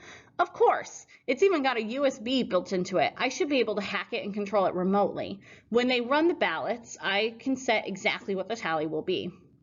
"We're not looking for anything fancy," Charlie said. "We just need it to give a false report." "Sure," Hashimi said. "But I was thinking, since I've got some time on my hands, maybe I could wire it so I could control anything that passed through it. Tests, ballots, whatever. Since this is so ancient, I'd have to run a C++ algorithm to..." "Love the ambition, love the drive, but remember the plan," Jackson said. "But there's nothing wrong with improving." "And that's what you keep saying about the MAPE," Charlie said, "and we all see how that's going." "MAPE," Hashimi said, his voice rising, "and when I finish it, it will be the most advanced, most technologically astute..." "It's an over-designed paperweight," Charlie said. "You can't even use H. It's in beta." "Don't mind Charlie," Jackson said, squeezing Charlie's shoulder. "He always gets cranky when I make him sit in a cramped closet for too long." He eyed the not a Scantron machine. "But he's right. It just needs to show that Gabby won." Hashimi sighed. "But that's so simple." "Rule number 11. Don't use a battering ram when a crowbar will do." Hashimi blinked. "I don't even know what a crowbar is."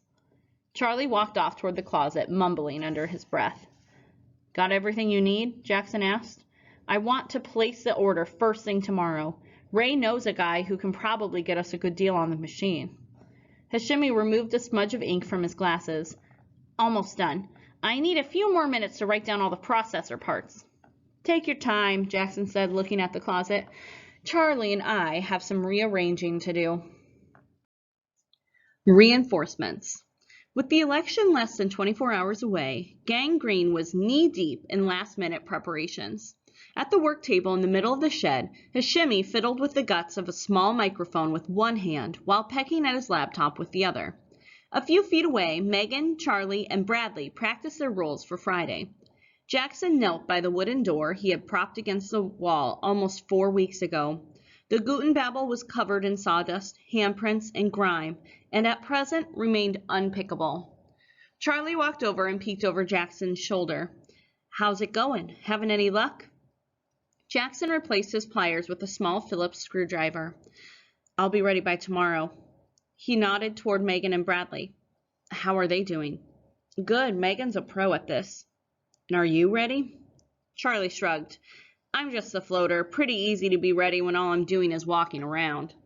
"Charlie, you know the plan." "I know, but there's no way you can run point tomorrow. Kelsey's going to be eyeballing you the entire time." "I can handle it."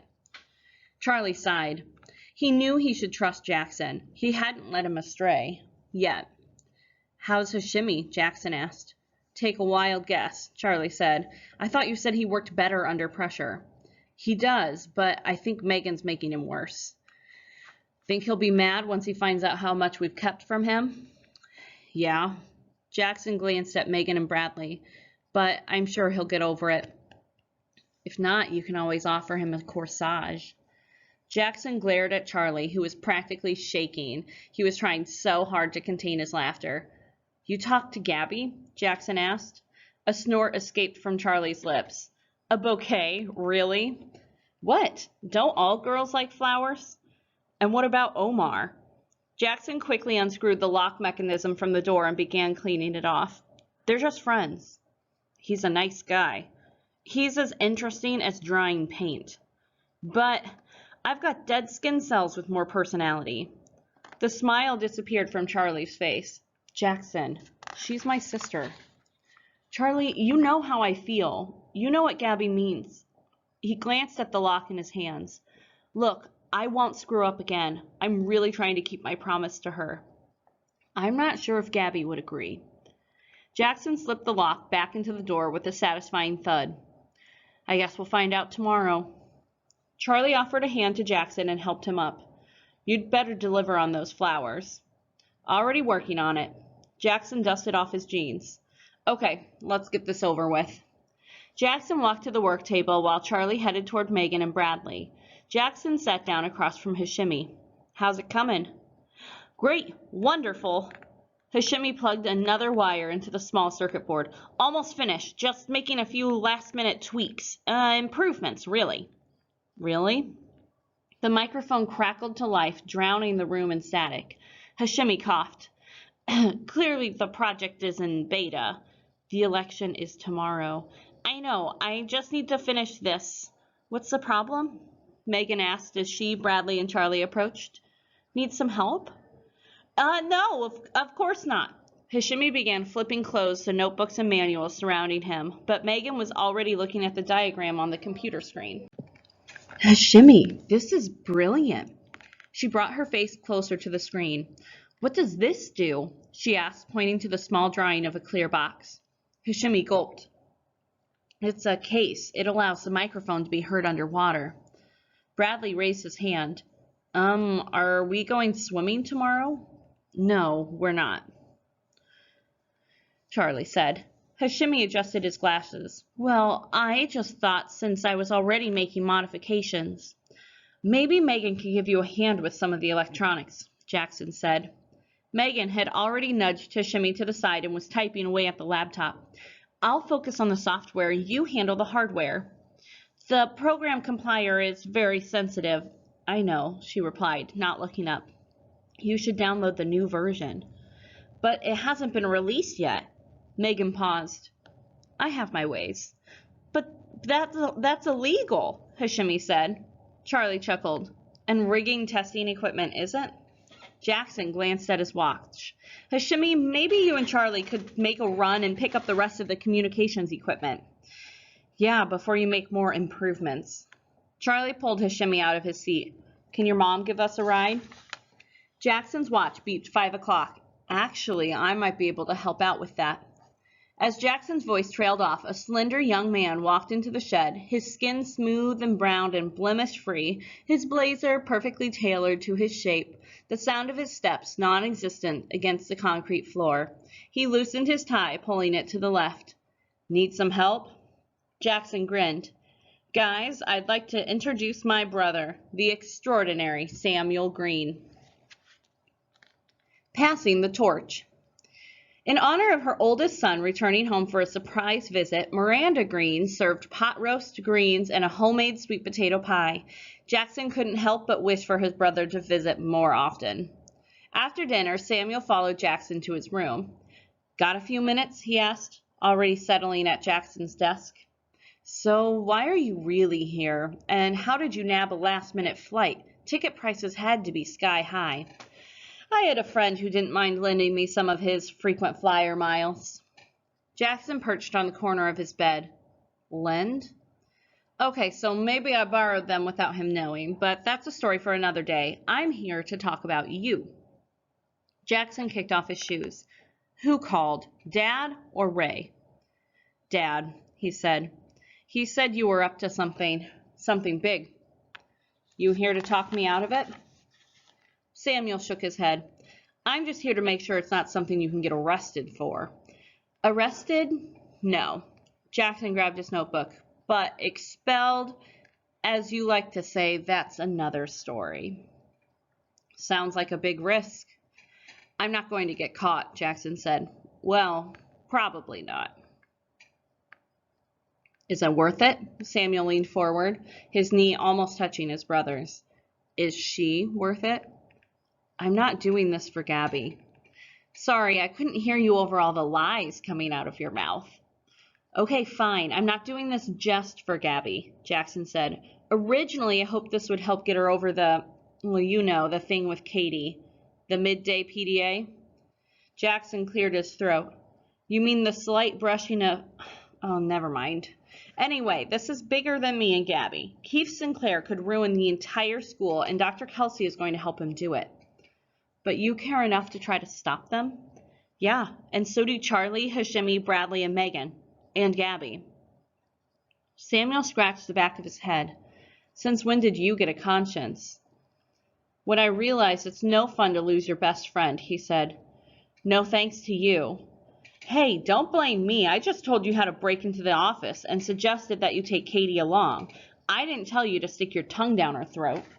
"It was barely a peck." Samuel's eyes crinkled. "Why are you always downplaying that kiss?" he asked. "Most guys would love to claim that they locked lips with a girl like Katie Accord." Jackson stared at his closed notebook, the cover worn with scratches and scuff marks. "When I kiss a girl for the first time, for real, I want it to be with someone I like, with someone who likes me as much as I like her." "With someone who knows how to play basketball and pick a lock?" Jackson nodded. Samuel grabbed a stress ball from the desk and hurled it at Jackson's chest. "What are you trying to do? Make me cry? Enough with the love fest. Tell me how I can help." Jackson opened his notebook and quickly ran through the plan, after which Samuel said, "What if Dr. Kelsey, Bradley will be covering him? What if Keith doesn't take the bait? Give me some credit. This is Keith Sinclair we're talking about." "But have you thought of..." "Enough with questions." Jackson flipped his notebook shut. "This is my crew. My job." "I'm just trying to help." "No, you're trying to take over. I don't need another planner." "You can't run point tomorrow. Kelsey will be all over you." "I already got it covered," Jackson said. "What I really need tomorrow is a driver." He walked to his closet. "And a suit. Something with a lot of pockets." "I've got just the thing. Be right back." When Samuel returned, he carried a black garment bag over his arm. "This is a suit I wore to my last Maplewood formal. Given how much you've grown, it should fit. I'll get it cleaned tomorrow." He unzipped the bag and pulled out the suit. "Rule number 15. If you're going to pull a con, know how to pull a con in style." Special delivery. Mrs. Goldman squinted at the young delivery man carrying the new scoring machine in his wiry, tattooed arms.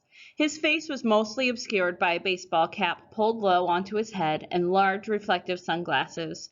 A thick, scruffy beard covered his cheeks and chin. She looked at the invoice. I didn't know we ordered a new machine. District must have ordered it, Miss Appleton said. They're always sending us equipment we don't request. Just another example of the school board wasting taxpayer dollars. The delivery man cleared his throat. Is there anywhere I can put these? He asked, his Eastern European accent heavy and thick. This machine is very, very awkward to hold. Mrs. Goldman squinted at him again. Follow me. The delivery man seemed to hesitate as he entered the copy room, his gaze lingering on the door handle, the metal sparkling underneath the fluorescent lighting. You can place it here, she said, tapping the table. He dropped the new machine on the table, then powered down the old one. Because it's a lease, I'm required to take this one back. I'm sorry, but I have to ask, did you ever attend this school? Mrs. Goldman peered into the delivery man's face, seeing nothing but her own reflection in the sunglasses. I feel like I've seen you somewhere before. The man smiled, showing off a pair of gold-capped teeth. You must have me mistaken for someone else. While the delivery man exited the building, students sat in their homerooms, bubbling in ballots. Jackson stared at his ballot, clean and unmarked, then quickly slipped it into his pocket. After his homeroom teacher finished passing out the ballots, he raised his hand. I need a ballot. Mrs. Lansdale frowned. But didn't I? You must have skipped me. She placed another ballot on his desk and watched as he filled it in, line by line. He pressed down extra hard when bubbling in the circle for Gabby. You could never be too sure when it came to scoring ballots. Dr. Kelsey had spent the majority of the week thinking about how he was going to confirm Keith's win, but after wasting a few hours bubbling in replacement ballots, he decided to just create a doctored scoring machine report. It would be easy enough to switch it with the real report and shred the ballots. He was the principal, after all. Who was going to challenge him? The honor board? The way he saw it, they should just be happy he was letting them participate.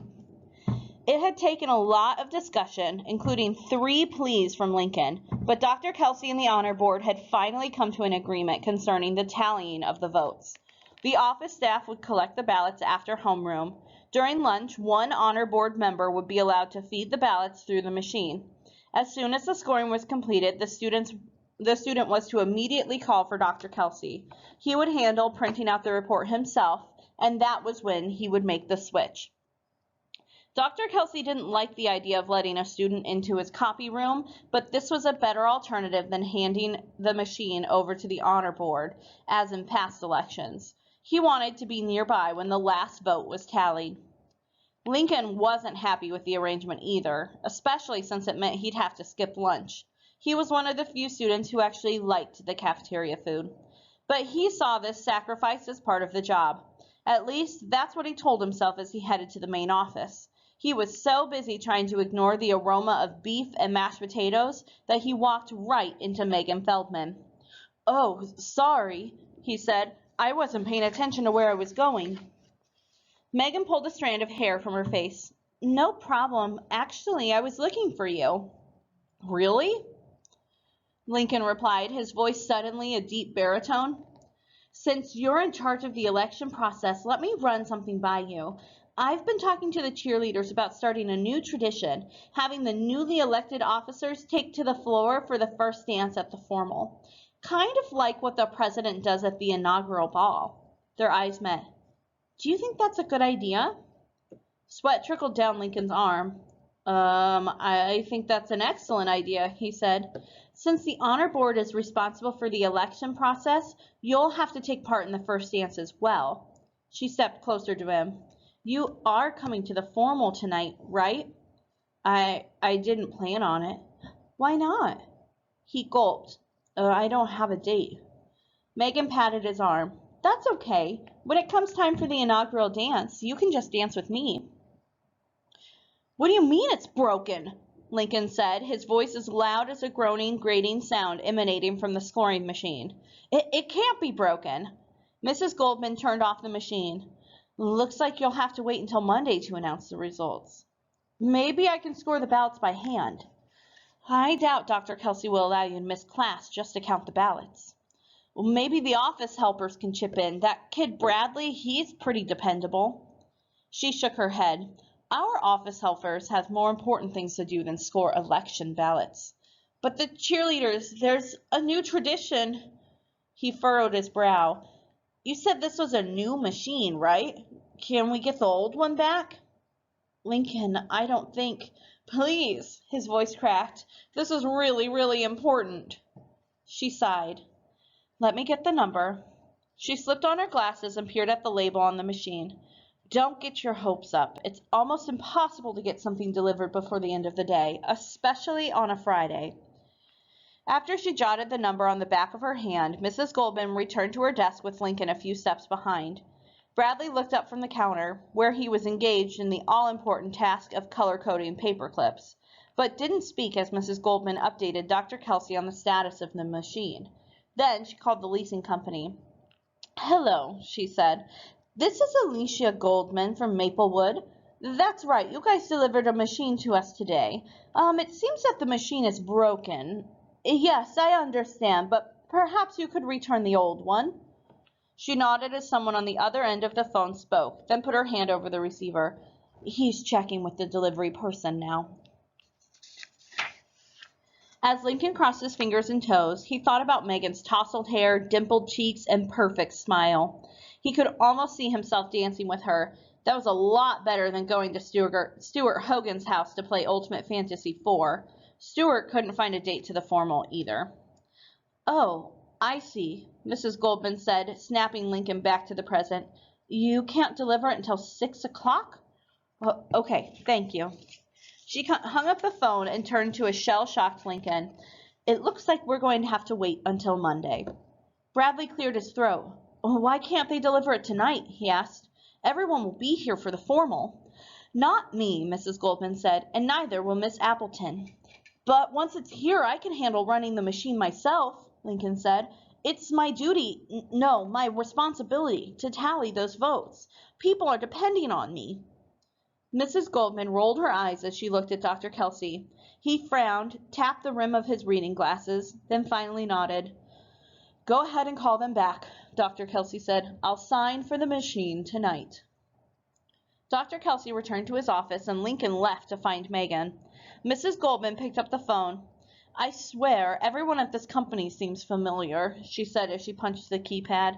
If I didn't know better, I'd say the person on the other end of the phone sounded just like one of the Greene boys. Jackson sends a message. Keith couldn't help but smile as he strutted to the office. It was minutes before the last bell, and all the candidates had been asked to meet with Dr. Kelsey. This could only mean one thing. He was about to be named the next student council president. He paused at the door and took a few deep breaths.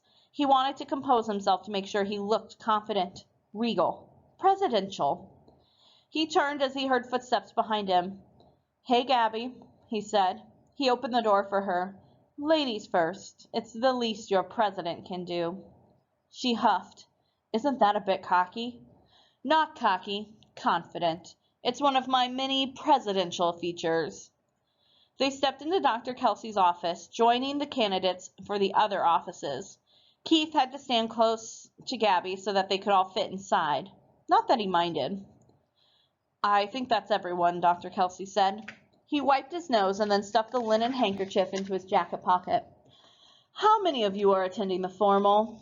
After everybody raised their hands, he said, Good, because due to a malfunction with the scoring machine, we won't be able to announce the results until tonight. Keith tensed up. What's the problem? The district supplied a faulty machine this morning. They'll deliver our old one back to us this evening. But it's under control. Lincoln Miller will scan the ballots himself.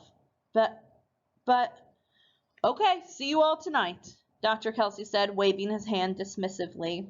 As everyone filed out of the room, Keith remained in place, staring at the top of Dr. Kelsey's head. Close your mouth, Gabby said as she pushed past him. You're drooling all over your presidential features.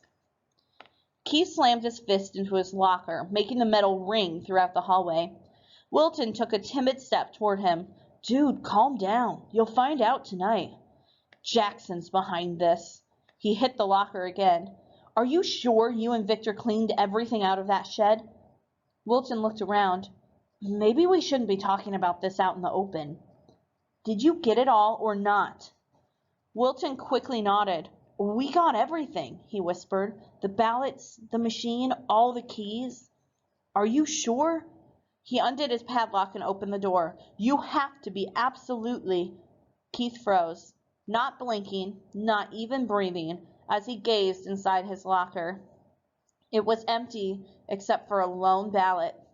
Keith grabbed the ballot and stared at the message written across it. Keep it. There are 371 more where this came from. Contrary to the words scrawled across the walls of the boys' bathroom, Dr. Kelsey was indeed a smart man. He hadn't wanted to say anything in front of the students, especially Keith, but the problems with the scanner stunk of Jackson Greene. Dr. Kelsey leaned back in his chair and slipped his hands behind his head.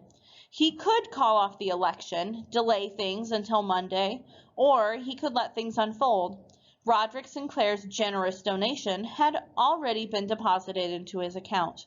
The way he saw it, he had little to lose and everything to gain, like the chance to expel a certain student. He had caught Jackson Greene once before. How hard would it be to catch him again? Last-second stuff.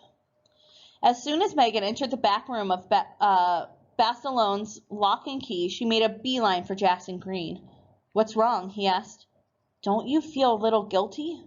About what? Rigging the machine? Breaking into the copy room? Megan shook her head. I'm fine with that, but we're not just breaking a few stupid rules. We're leading people on. I'm leading somebody on. She shuddered. It's a bit disgusting. Lincoln? She nodded. Think about it this way, Jackson began, spinning his pencil between his fingers. You're not leading Lincoln on, you're just promising to dance with him. Nothing more, nothing less. You like him enough to dance with him, right? Megan thought for a second. Well, sure, I'd dance with just about anyone. There was a loud crash at the other end of the room. My fault, Hishami yelled as he knelt to pick up some scattered electronics. Just dropped a laptop battery on my foot, but I'm okay. No broken bones. I'm still in good enough shape to dance tonight. You know, if anybody wants to dance. Not that I'm trying to force anyone to dance with me. Jackson leaned into Megan. Since you like dancing so much, maybe you could find time to dance with a few other guys as well. Megan rolled her eyes. Boys, so cute, yet so stupid. Jackson called the group together. Hash, you want to explain how we're going to communicate tonight, assuming nothing's broken? Nothing's broken, he said. Like I said, my foot. I was talking about the equipment. Oh, of course. Oh, so yes, thanks to Megan, we have a state-of-the-art communication system. It's designed to ignore background noise and amplify the voice speaking into the microphone. I'll be able to monitor you all and patch you in to the other team members. Hashimi held up a small earpiece. I found these at the spy zone. The earbud is tiny, hardly detectable. And this, he waved a small square of black plastic. This is the microphone. It'll be linked via Bluetooth to a cell phone you'll carry in your pocket.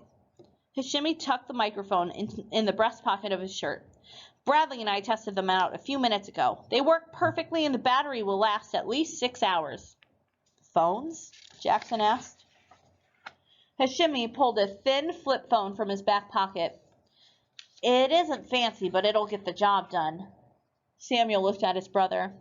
You know what will happen if Kelsey finds you with a cell phone. Jackson smirked. Then I guess you better not find it. And what am I supposed to do with the microphone? Megan stood and poked Hashimi's breast pocket. I'm wearing a dress. It's strapless. Bradley raised his hand, but after Jackson flashed him a look, he dropped his arm. Maybe Megan doesn't need one. We'll know where she is, Bradley said. Jackson shook his head. We all have to stay in contact. It's too risky. Well, I'm not changing my outfit, she said. Maybe I can make it into some type of necklace, Hashimi offered. I just need to get my hands on some copper wire to... Hold up, Megan said. Let me see the microphone again. After Hashimi handed her the microphone, she bounced it in the palm of her hand and gauged its weight. It's pretty small. I think I can find somewhere to hide it. Hashimi frowned. The microphone has to be close to your mouth in order to pick up your voice. I know, she replied. So you can't put it in your purse or anything like that, he continued. She knows, Jackson said. So where are you going to hide it? Hashimi asked. If your dress is strapless, you won't have anywhere close enough to your mouth to put it. And then, finally, Hashimi got it. The things I do for you guys, Megan mumbled. Where's your bathroom, Ray? Let's see if this'll work. Ray led her to the bathroom. Hashimi's face was still as red as spaghetti sauce when he returned. Smooth, Hashimi, Ray said, trying not to laugh. Real smooth. Hashimi buried his head in his hands. I am such an idiot. Focus, Hash. Jackson sat back down. Will you be able to track us? Hashimi nodded. I'll be in the van, watching your every move and hiding from Megan. Jackson gave him a sympathetic pat on the back, then turned to Charlie. Do you know if Megan coordinated with the cheerleaders and Mrs. McCoy? Each candidate's gift will be waiting for them when they arrive. And the robot in disguise? Samuel stood. Me and Ray have it covered. One last thing, Jackson said. Everyone remember the signal for a code red? He waited until everyone nodded. Good. Meet you at the school at 6. He tucked his pencil behind his ear. Let's go steal an election. A group effort. Jackson walked up the long, cracked concrete path to the gymnasium. His brother's 3-piece charcoal suit was nearly a perfect fit.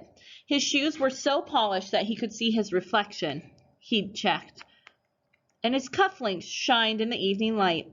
Although his brother had tried to convince him to wear a bow tie, Jackson remained faithful to his own tastes and instead wore a striped red tie. One look at Charlie's neon blue bow tie and vest convinced Jackson that he had made the right choice. Like it? Charlie asked. Dad let me borrow it. It's a classic, Jackson said. He fiddled with his cuff. So, how does she look? Good. Perfect. She'll have Lincoln eating out of her... I wasn't asking about Megan. Oh? Oh. Charlie glanced toward the open doors of the gym. She's inside. Why don't you see for yourself? In a second. He pulled his sleeve back over his cuff. I kind of lied when I said you were a floater. I need you to run point. Charlie felt himself jerk backward. Wait, what?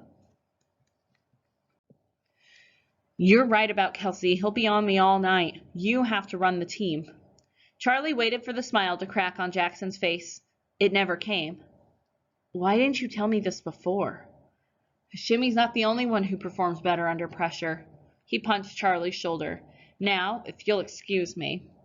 Jackson left a wide-eyed Charlie de la Cruz on the sidewalk and entered the gym. To the left, members of the botany club sat at a fold-out table underneath a sign that said flowers for the candidates. Although Gabby stood at the table with her back to Jackson, he recognized her immediately. She wore a long, flowing dress, jet black with touches of silver and lace. Her hair was curled and pinned to the top of her head, showing off her long, graceful neck. Need help with that? He asked as she picked up one of the corsages. Gabby hesitated, then allowed him to take the corsage. You look nice. So do you, but you always look nice. He focused on the corsage, working to fasten it to her dress without touching too much of her skin. Stealing the Riggins Middle School goat had been less nerve-wracking. Maybe you should let me do that, Winnie, one of the botany club members, said. Jackson flashed Gabby an inquisitive look. No, it's okay, Gabby said, her cheeks warming. I think he's almost got it. He finished pinning the corsage without sticking her or himself. Where's Omar? She nodded toward the lone basketball goal that remained unfolded. A handful of boys stood underneath, while Omar, in full tuxedo, cummerbund and all, slipped and slid across the floor, trying his best to dribble in his loafers. Maybe the tux will improve his jump shot. Jackson, I'll be nice, I promise. He stepped away and looked at the corsage. Goes well with your dress. A red chrysanthemum. She glanced at his lapel. And you're wearing a flower as well? It's called a pimpernel. Scarlet? Maybe I just wanted to match you. He smiled. And let's be honest, if you're going to wear a pimpernel, it may as well be scarlet. She waved toward the table. Why do I get the feeling you're behind this? Like I said, you deserve flowers. Gabby glanced toward the basketball goal where Omar had just launched a missile that ricocheted off the rim, almost taking out the punch bowl. What would have happened if he bought me a corsage? I guess you would have had to make a choice. Gabby stepped closer to Jackson. Just what are you saying, Jackson Greene? Before he could respond, Jackson heard a beep in his ear, then the crackle of static. Finally, a voice came through the earpiece. This is Hashimi checking in. Jackson, you there? Jackson sighed. Let's talk later, he said to Gabby. There are too many people around. He left her standing by the practically empty flower table, her face a mixture of surprise and confusion, and walked off to a secluded corner of the gym. He unbuttoned his jacket and patted his vest pockets, just to be sure the cell phone and mic were hidden from view. Charlie, this is your baby. Run us through. Oh, okay, Charlie said, his voice quiet but steady. Everyone check in. I'm inside the gym, Jackson said, waiting for mark number 1. Bradley here, walking toward the main office, looking for mark number 2. I also passed by Megan. She probably can't respond, but she's with the cheerleaders. Hashimi does the tracking work? Charlie asked, his voice louder. The team heard the clicking of keys through their earpieces. Affirmative. We're up and running. I can see you all. Hashimi cleared his throat. I bet you're all so comfortable, standing up, able to stretch, able to move. Charlie groaned. Hashimi, I'm not complaining. Why go to a dance where there are girls and music when I can sit on a milk crate in a van with a hot laptop balanced on my knees? Charlie laughed. I hate to interrupt your plea for sympathy, but mark number 1 is approaching the gym. Jackson, any last words? Jackson slipped off his jacket and threw it over his shoulder. Hash, tell Ray to deliver the package. While a certain gold-toothed, sunglass-wearing delivery man walked toward the main office with not a Scantron machine, Keith entered the gym with Alyssa Robbins by his side. She didn't really like him, but he was in 8th grade and was a jock. She was a 7th grader and wanted to be noticed. It was a match made in heaven. Hello, Gabby, Keith said when they reached the flower table. Whose idea was it for the flowers? Gabby glanced toward the corner, then forced a smile. You know how good ideas are. It's hard to pin them on one person. It's more of a group effort. Her gaze dropped to the table. I'm sure there's one here for you. Of course there is, Mrs. McCoy said, walking over to Gabby and Keith. I see you found yours, Gabriella, and Keith, here's yours. A red rose with its large and crisp petals looked massive in Mrs. McCoy's hands. The boutonniere was accented with baby's breath and green leather leaf, but the rose was the center of attention. It's hypoallergenic, she said, stretching her hand toward him. That means you won't be allergic to it. Keith cleared his throat and reminded himself to talk with some bass in his voice. I know what hypoallergenic means. He was lying, of course. Alyssa pointed to Keith's chest. What about the boutonniere I gave you? Keith's eyes went from the flower in Mrs. McCoy's hands to the other flowers on the table. The other candidates' flowers paled in size and color. Their flowers were adequate. His was tailored for a king or a president. I'm sorry, Alyssa, he said, but I have to wear this one. I wouldn't want to be different from the other candidates.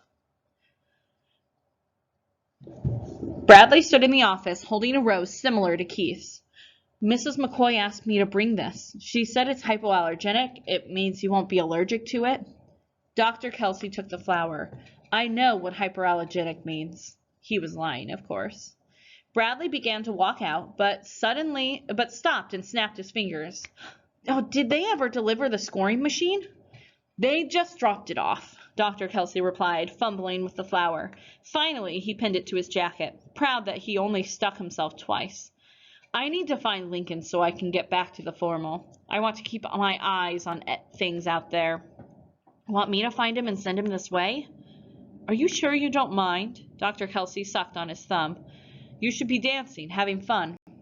Bradley opened the door. I promise, I'm having the time of my life right now. The keys to the crime. As the gym filled with awkward boys and pretty girls, the DJ began pumping music through the speakers. From his corner, Jackson saw Bradley talk with Lincoln, then lead him out of the gym. He checked his watch and moved to a new corner, and tried to ignore how close Gabby and Omar danced to each other. Decide to be a wallflower? Keith asked as Jackson passed by the snack table en route to another corner. Jackson nodded at Keith's boutonniere. That's a big rose. Matches your ego. Keith glared. What do you have planned? What are you trying to pull? I have no idea what you're talking about. Jackson walked away, but Keith followed.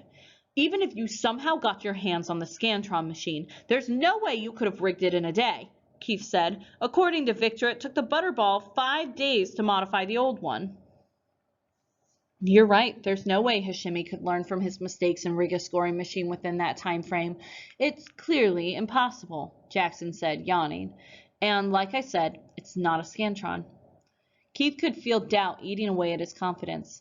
Even then, there's no way you could switch out the... Relax, Keith.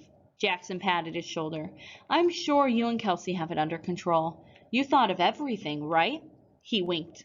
May the best woman win. Jackson strutted off, leaving Keith with his mouth gaping open for the second time that day.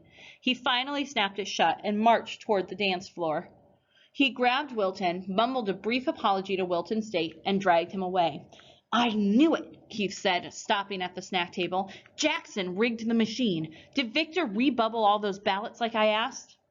Wilton rubbed his arm where Keith had grabbed him. He wasn't happy about it, but he did it. His hands looked like it got caught in a trash compactor.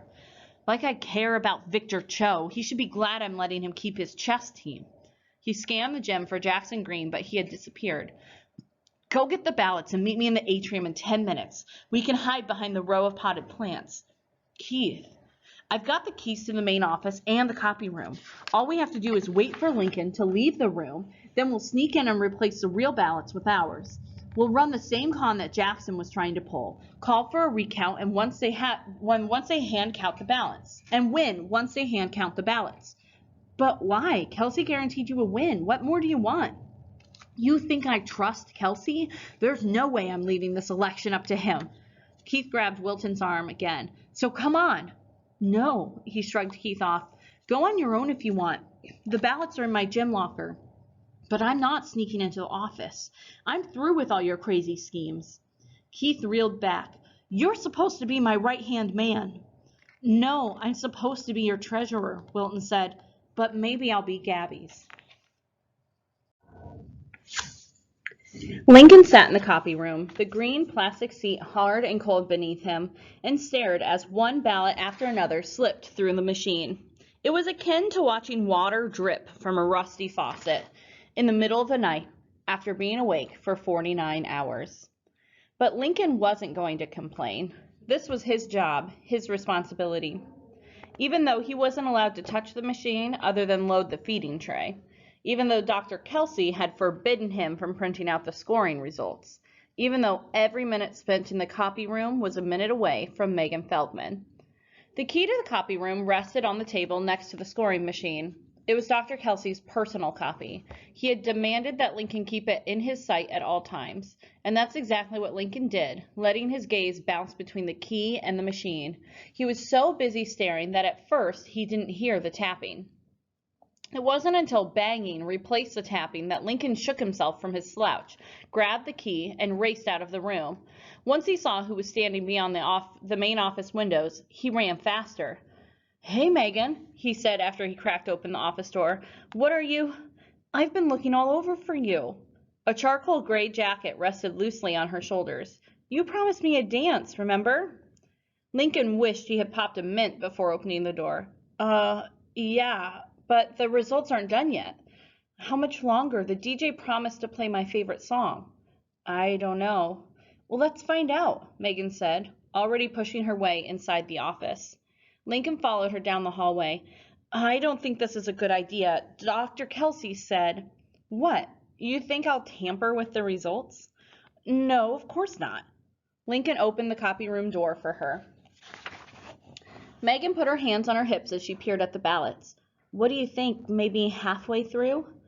Yeah, maybe. Her eyes were just too much, too clear, too crisp, too beautiful to stare at. So Lincoln focused on the jacket around her perfect frame, at the small red flower tucked into the buttonhole on the lapel. Come on, she said. Load up the rest of the ballots and let's go. But I'm supposed to. It's not like you need to be here the entire time. She held out her hand, palm up. Come on, give me the key and load up those ballots. But, Lincoln, key, ballots, now. As he dropped the key into her hand, he hoped it wasn't too sweaty. He hastily loaded the remaining ballots onto the feeding tray, then followed her out of the office. He watched her lock the copy room door, then he checked to make sure that the main office door locked behind them. Megan slid the copy room key into her jacket pocket, then slipped her arm into his. I hope they haven't already played the song. He took 2 steps and stopped. Maybe you'd better give me the key, just in case you forget. She reached into her pocket. Oh, sorry, what was I thinking? She placed the cold, dry key in his hand. I'd hate to lose that. No telling what would happen if the wrong person got their hands on it. Lincoln nodded and stuffed the key into his pocket. As they turned down the hall toward the gym, he was so intent on not tripping, on not making a fool of himself, on not sweating all over Megan's arm, he didn't hear the hushed footsteps of one of Maplewood's finest student athletes carrying a book bag full of ballots across the atrium, the jingle of 2 keys in his pocket. Lincoln wanted to enjoy himself, to be happy, to have a night to remember. So did Keith. All locked up. They're on the move, Hashimi said. We've got a problem, Charlie replied, the music blaring all around him. His hands, his face, his entire body felt weighed down with sweat. Jackson can't shake Kelsey. He's trying to be incognito, but he's following Jackson like a shadow. He started to move toward the center of the room. Maybe I can make a diversion.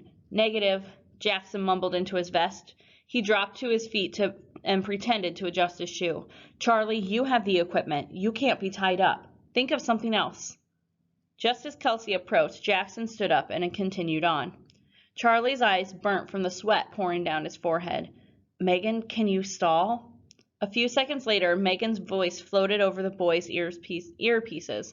Hold up a second. These heels are killing me. As Lincoln mumbled a reply, Charlie said, Bradley, I need you to make a diversion. What? Do something. Anything, I don't care. But just make it happen, now. Bradley sighed. Fine, I'm on it. He quickly crossed the dance floor, passing Dr. Kelsey and Mr. Garcia, one of the unfortunate teachers drafted into serving as a chaperone.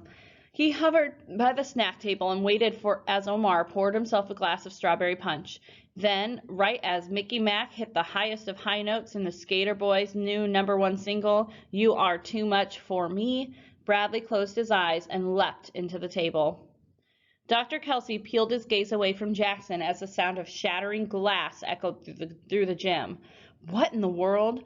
I think someone tripped, Mr. Garcia said, pointing to the lanky boy laid out in the corner, his hands cupped around his nose. Omar stood beside him, his suit drenched in red punch. What remained of the snack table lay scattered across the floor. From the way it looks, he fell pretty hard. He started toward the student, but stopped once he noticed Dr. Kelsey wasn't following. Dr. Kelsey, are you coming? Dr. Kelsey took one final look at Jackson Greene, still standing in his corner. Of course, let's see what's going on. As soon as Dr. Kelsey turned toward Bradley, Jackson bolted toward the gymnasium doors. Charlie? Already on my way. I'll meet you at the office. Jackson burst out of the side doors of the gymnasium, almost running into Megan and Lincoln. There you are, Megan said, already slipping off the jacket. I was so cold. Thank you for letting me borrow this. No problem, Jackson said. He nodded at Lincoln, took the jacket, and kept moving. Charlie stood outside the main office, a small black bag hanging from his shoulder. How about Bradley taking one for the team? He elbowed Jackson. I picked him, you know. Focus today, gloat tomorrow. Jackson slipped the bump key into the lock and opened the door. As soon as it shut behind them, they raced toward the copy room. Keith paused as he heard voices outside the door. He had just started replacing the real ballots with his doctored ones. It was taking longer than he expected. He hadn't counted on so many students voting for Gabby, and by so many, he meant everyone. But now, as the voices got closer, he worried that he'd taken too long. He looked around the room, hoping that a window would miraculously appear. Then he noticed a closet. Ballots in hand, he dove into the closet and yanked the door shut. Seconds later, he heard the copy room door creak open. Switch out just enough to tip it in Gabby's favor, and hurry. Lincoln won't be dancing forever. Keith stiffened. He knew that voice. Jackson Greene. So Jackson hadn't rigged the machine, he thought. Jackson was doing exactly what he planned to do. He almost stepped out of the closet, but stopped himself. This was even better. After Jackson finished with the ballots, he'd swap them out with his. Focus today, he told himself, repeating a line that he'd heard somewhere before. Gloat tomorrow. So he sat back down and listened as Jackson noisily shuffled around the room. Finally, after what felt like hours, he heard Jackson say, "Okay, I think we're good." A few seconds later, the door clicked shut. Keith cautiously exited the closet. Not wanting to spend any more time in the room, he grabbed all of the ballots from the machine, removed roughly 80%, then shuffled his doctored ones into the pile. He placed half in the queue to run through the machine and the others in the pile that had already been scored. If it turned out that Gabby won, he'd just call for a recount. He started the machine again, paused to straighten his boutonniere, then walked to the door. He inserted his key and nothing. The key didn't turn. The knob didn't turn. The door couldn't open. Keith Sinclair was locked inside the copy room.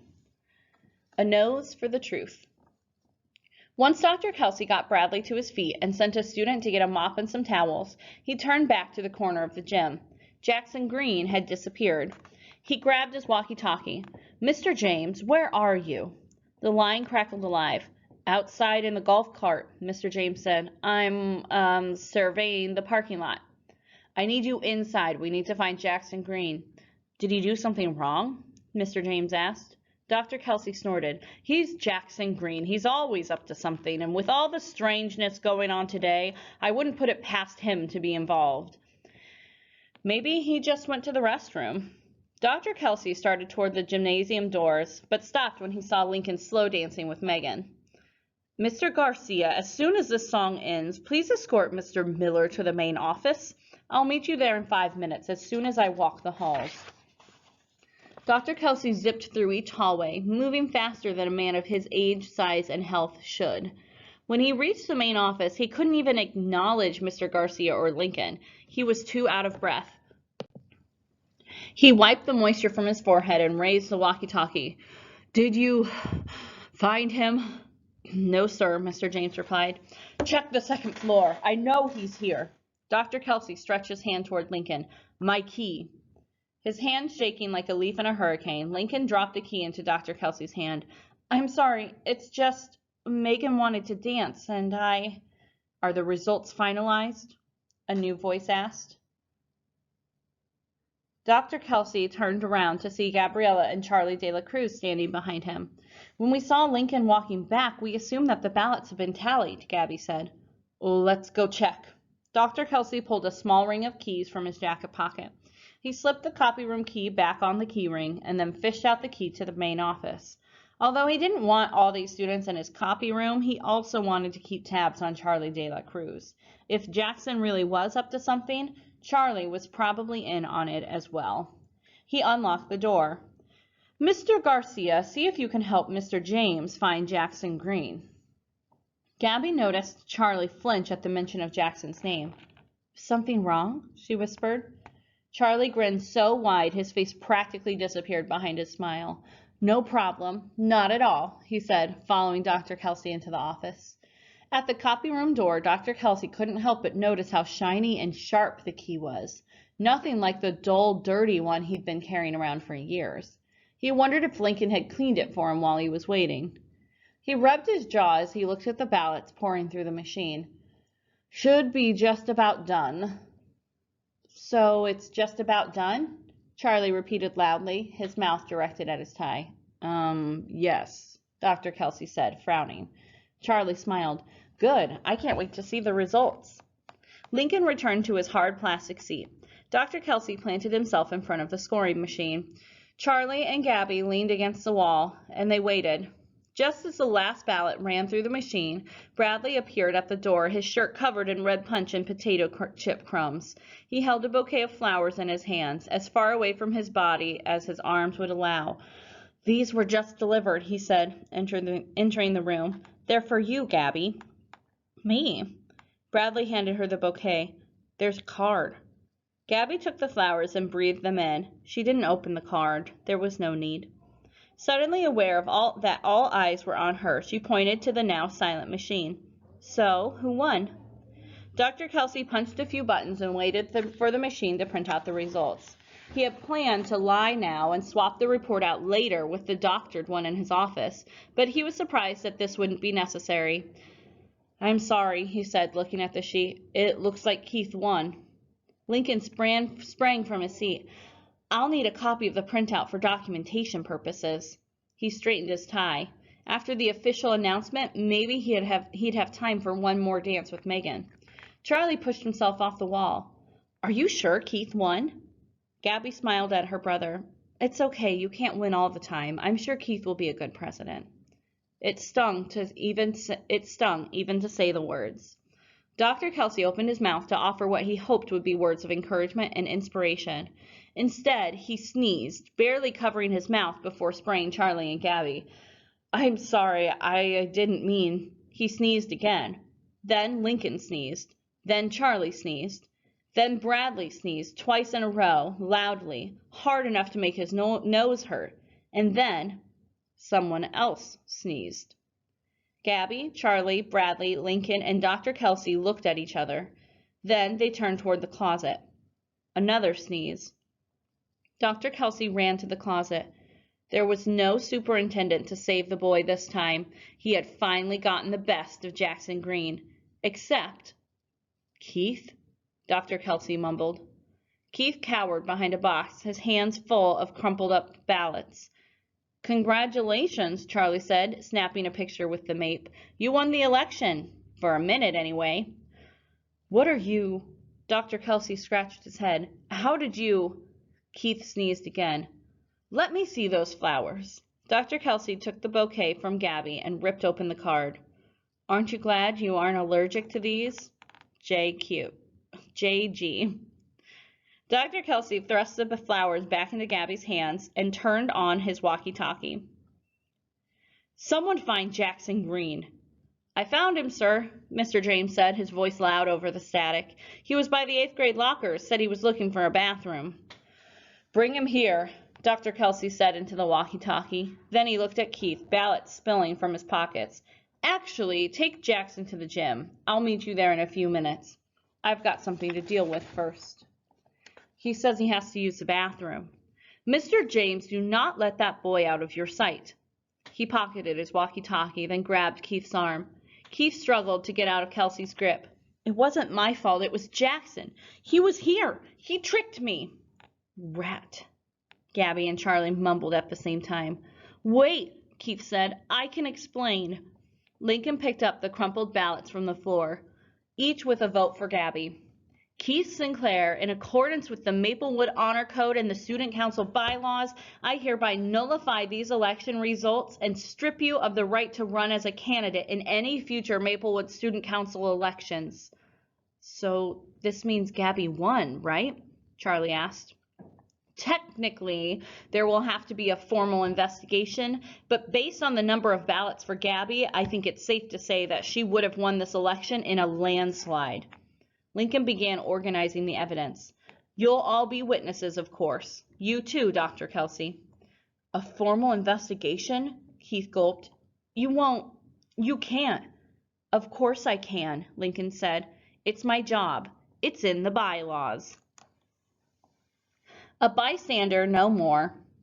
Lincoln, Charlie, Bradley, and Gabby remained quiet as Dr. Kelsey shooed them out of the main office and locked the door behind them. Congratulations, Lincoln said to Gabby as he shook her hand. I'm looking forward to working with you this year. Gabby smiled and watched as Lincoln walked back toward the gym. As soon as he disappeared around the corner, Charlie cleared his throat and brought his hand to his ear. Megan, what's going on in there? Charlie asked. Mr. James has Jackson by the flower table. Looks like Jackson is trying to get away, but Mr. James isn't budging. Jackson, if you can hear me, stretch. 2 seconds passed in silence. Megan, is he stretching? Charlie asked. Yep. Crap, Charlie said. If he can hear me, then that means he wasn't able to get rid of the phone, Bradley said. Okay, what's going on? Gabby asked, one hand on her hip, the other holding her bouquet. What are you guys up to? Ignoring his sister, Charlie focused on the wall and forced himself to take deep breaths. Okay, Jackson, stretch again if you still have the main office and copy room keys on you. 2 more seconds passed, then, double crap, Megan said. Gabby poked Bradley. Are you talking with an earpiece? Bradley nodded. Hashimi hooked us up with these earpieces and microphones in our pockets, and give me yours. But, Bradley, earpiece. He reluctantly pulled out the earpiece. I hope you washed your ears today, she said, sticking it in her ear. Where's the microphone? After Bradley pointed to the upper pocket of his red-stained shirt, she sighed and leaned into him. Jackson, it's Gabby. Can you? She shut up as Dr. Kelsey opened the door, his hand a vice grip on Keith's shoulder. You stand right here until I get back, he said. I would lock you in my office, but I think you've been locked in enough rooms tonight. He let go of Keith's shoulder and looked at Gabby, Charlie, and Bradley. What are you still doing out here? Gabby's just so excited about being elected she needed a little time to compose herself, Charlie said. Dr. Kelsey narrowed his eyes as his gaze shifted from Charlie to Gabby. 2 minutes, then I want you back in the gym. They waited until Dr. Kelsey walked toward the gym. Then they took a few steps away from Keith, who was too busy pouting to really notice them. Crap, crap, crap, Charlie said. Kelsey's on his way. Mr. James, did you ever see the movie Star Trek II, The Wrath of Khan? Jackson's voice came over the earpiece. You kind of look like one of the actors. Anyway, it's got so many great lines.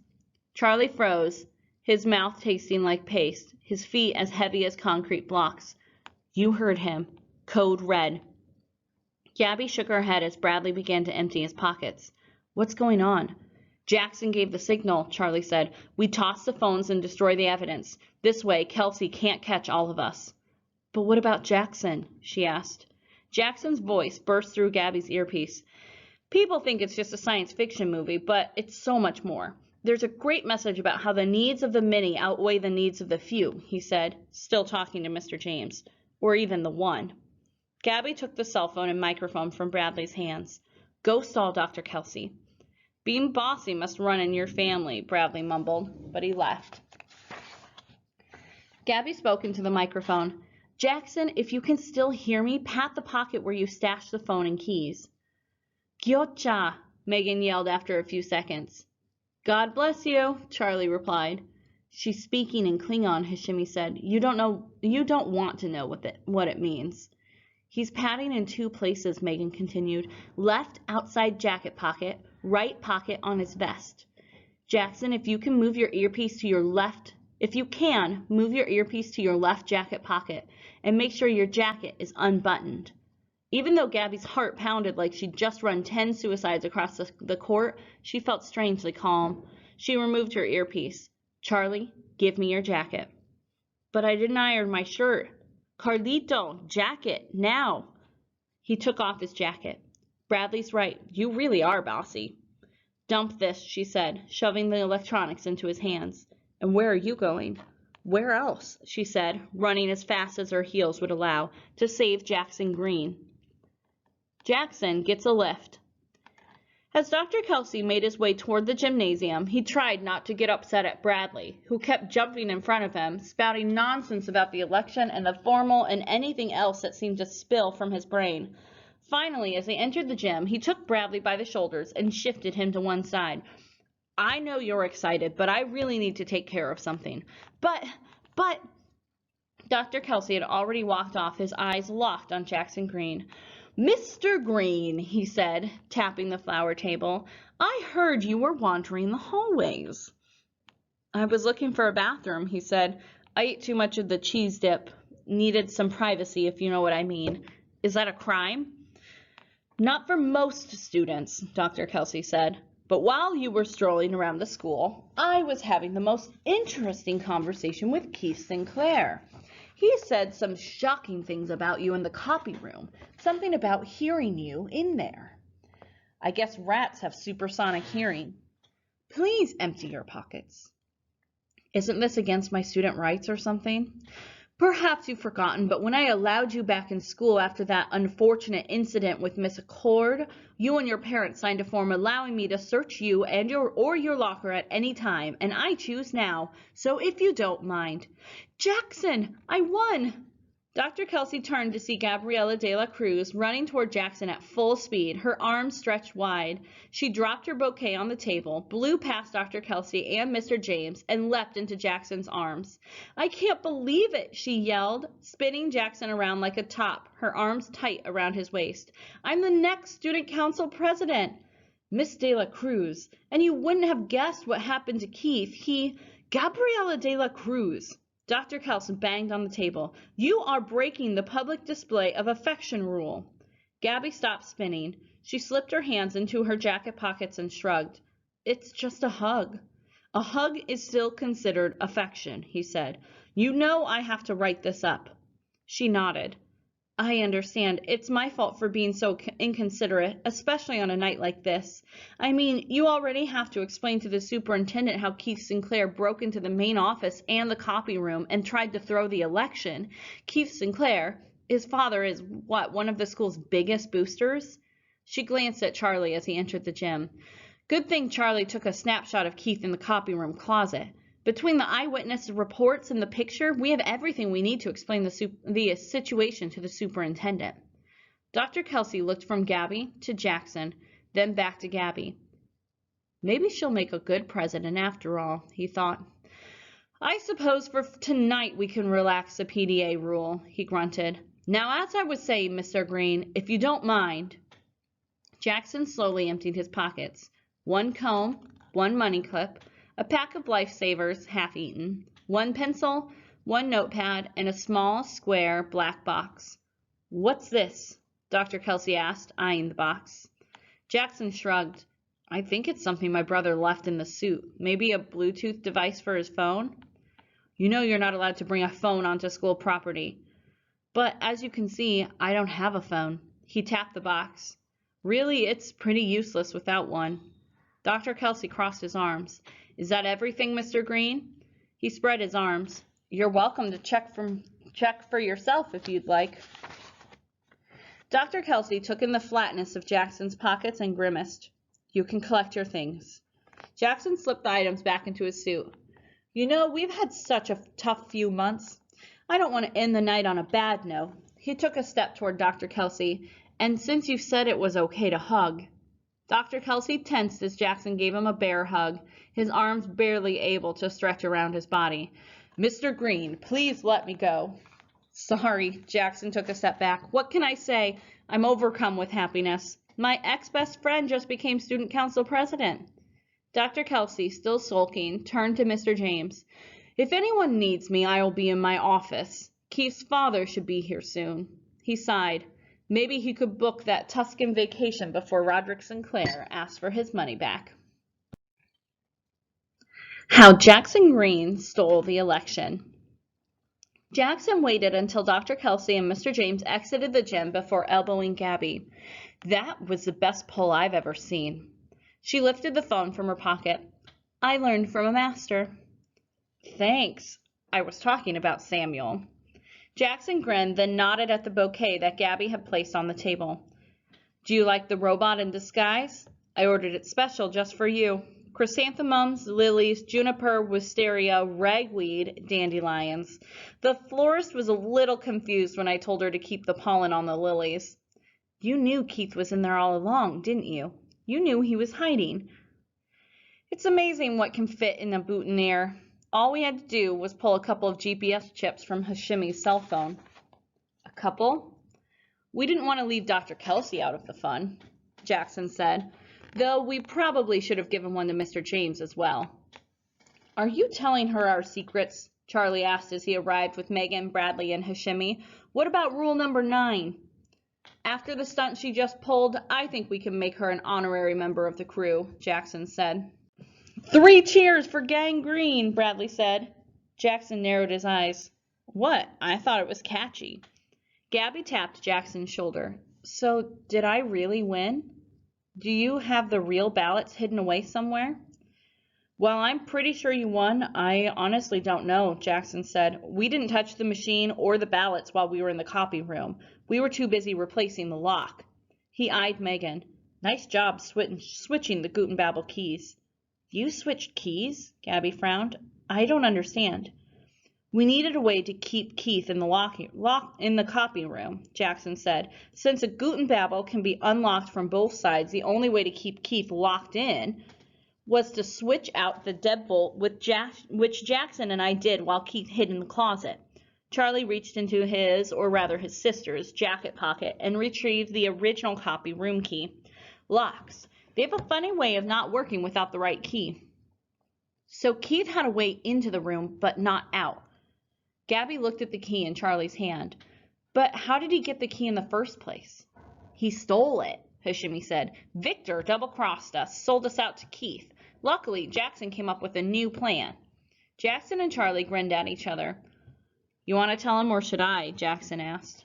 Let me try. Charlie squared Hashimi in front of him. Sorry to break this to you, but it was always a part of the plan for Victor to pull an Anakin Skywalker. What Charlie means to say is, we knew that Victor would double-cross us, or, as you might say, turn to the dark side. He just needed the incentive, which Keith was happy to provide, and the opportunity. Jackson tried to contain the smile on his face. Do you really think I'm careless enough to leave all those keys laying around in your shed? Do you really think I'm careless enough to show Victor how to break into your shed? Hashimi wiped his glasses on his tie, then pressed them back onto his face. So you never planned to sneak into Mr. Pritchard's class and swap out the ballots? Nope. Mr. Pritchard's file cabinet isn't the easiest thing to crack. Jackson looked at Gabby. Not that I've tried or anything. Hashimi frowned at the others. Did you two know? Both Bradley and Megan nodded. So why'd you make me work so hard on rigging the machine? Hashimi asked Jackson. You work better under pressure, Jackson said. Seriously, you do, Megan said. The tech club's been waiting all summer for you to finalize that universal translator program. Ferengi isn't the easiest language to translate, you know. Don't take it too hard, Charlie said, patting Hashimi's shoulder. I'm sure we'll put those not-a-Scantron machine rigging talents to good use. Gabby crossed her arms. Charlie, I'm speaking hypothetically. We can discuss this all tomorrow, Jackson said. Megan, don't you owe someone a dance? Megan hooked her arm through Hashimi's. Come on. Hashimi's eyes widened. You want to dance? With me? No, with the other boy who knows how to translate Klingon. As Megan led Hashimi onto the dance floor, and Jackson asked Charlie, Did you get a picture? Yeah, and it's awesome. Charlie launched a camera app and then handed the MAPE to Jackson. It'll look great on the front page of the Herald. Jackson admired the photo, pressed a few buttons, then handed it back to Charlie. It would, but it won't. Charlie looked at the blank screen. What did you do? I deleted it. What? Charlie, Gabby, and Bradley all said at the same time. That was our only evidence, Charlie said, pawing at the phone. Kelsey thinks we have a photo. That's all we need, Jackson said. And don't break the MAPE. Hash just got it out of beta. Charlie shook his head. But, we beat him, Charlie. That's good enough. Gabby stepped toward this new boy in Jackson Greene's old body. She took a deep breath. So what about it, Mr. Greene? Are you going to ask me to dance or what? Jackson pulled at his tie. What about Omar? He left. Someone spilled punch all over his suit. Bradley coughed. My bad. You took out Omar? Charlie high-fived Bradley. Talk about removing the competition. Gabby ignored Bradley and Charlie, her gaze fixed squarely on Jackson Greene. I'm waiting. Dude, Charlie said, just tell her. Shut up. You're the one who said she was part of the crew, and don't forget rule number 17. Once you're part of the crew, you have retroactive access to all past cons. Jackson snorted. There is no rule number 17. I'm running point, remember. My rules, my call. He turned to his sister. Jackson doesn't know how to dance. Jackson took Gabby by the arm and led her away from Charlie and Bradley. If he was going to tell the truth, he wanted to tell her face to face, his eyes on her eyes, without an audience. I wanted to ask you to the end of the year formal, but I wanted to learn how to dance first. And since you're so good at it, I wanted to learn from the best. He offered her a small smile. Dr. Kelsey had taken Katie's phone. She needed it back, and I needed dance lessons. It sounded like a good idea at the time. That's why you agreed to steal her phone? Jackson rubbed the back of his neck. Samuel also said that running a con with Katie would make you jealous. It was supposed to make you like me more. Gabby had a good mind to throw her bouquet in Jackson's face. Jackson Greene, I could slap you right now. If it makes you feel better, I never took those lessons. Wait, you kissed a girl you didn't like, tried to make me jealous, and almost got kicked out of school, and you still didn't learn how to dance? She looked at the ceiling. Why are boys so stupid? If we're being technical, just to be clear, I didn't really kiss Jackson. Okay, I'm sorry for the whole deal with Katie. I'm sorry for never learning how to dance. I'm sorry for being a stupid boy. I'm even sorry for running up the score during the blitz at the Fitz. He took a step toward her. Okay? She planted her hands on her hips, but Jackson could already see the hint of a smile on her face.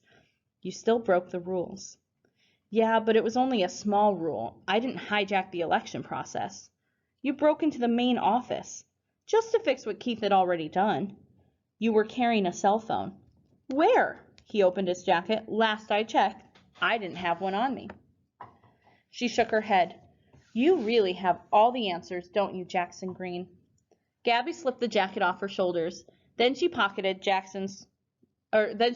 Jackson's chest. My house, tomorrow, 2 o'clock. He perked up. Basketball? No, merengue lessons. Plus, we're going to help Mom make a batch of pasteles for dinner. Jackson's stomach grumbled. I love your mom's pasteles. I know. She took his tie and tugged it to the left. That's why I asked her to cook them. They stood there, silent, close enough to share the same breath. For a second, Jackson thought that maybe, that possibly, that perhaps there would be another public display of affection between him and Gabriela de la Cruz. But before anything could happen, Gabby waved Charlie and Bradley over to join them. She tossed Charlie his jacket and grabbed Bradley's hand. Let's hit the dance floor. But what about Jackson? Bradley asked. There are some lessons that even the infamous Jackson Greene has to learn the hard way. As she dragged Bradley onto the floor, she called out over her shoulder, See you tomorrow, Jackson, and you better not be late. Jackson watched as Gabby fell in step with the music. Bradley struggled to keep up with the beat, always a half step behind, but at least he was dancing. Well, she didn't slam the door in your face this time, Charlie said. He eyed the original copy room key still in his hand. What should we do with this key? Toss it? A better question is, what should we do with these keys? Jackson reached into his jacket and pulled out a ring of keys that until recently had resided in Dr. Kelsey's pocket. He picked through the keys until he found an oddly shaped silver one. Is that the key to Dr. Kelsey's office? How did that get in my pocket? Jackson shook the keys. None of this would have happened if Kelsey hadn't taken that bribe. I'm thinking it's time for a little payback. You know he'll change the locks first thing on Monday morning, Charlie said. Then it's a good thing we have Sunday open, isn't it? And so the infamous Jackson Greene and his partner, Charlie de la Cruz, exited the gymnasium, whispering in hushed tones, discussing a heist involving the hacking of a certain administrator's computer to quadruple the budgets for the Botany Club, the Tech Club, the Herald staff, the Art Geeks, and the Student Council, all using funds from the school's biggest booster. A heist that would somehow include the honor band receiving a Scantron machine for the honor board receiving a Scantron machine for its own use. A heist more sophisticated, cunning, ingenious, and beautiful than any job they had ever pulled. Allegedly.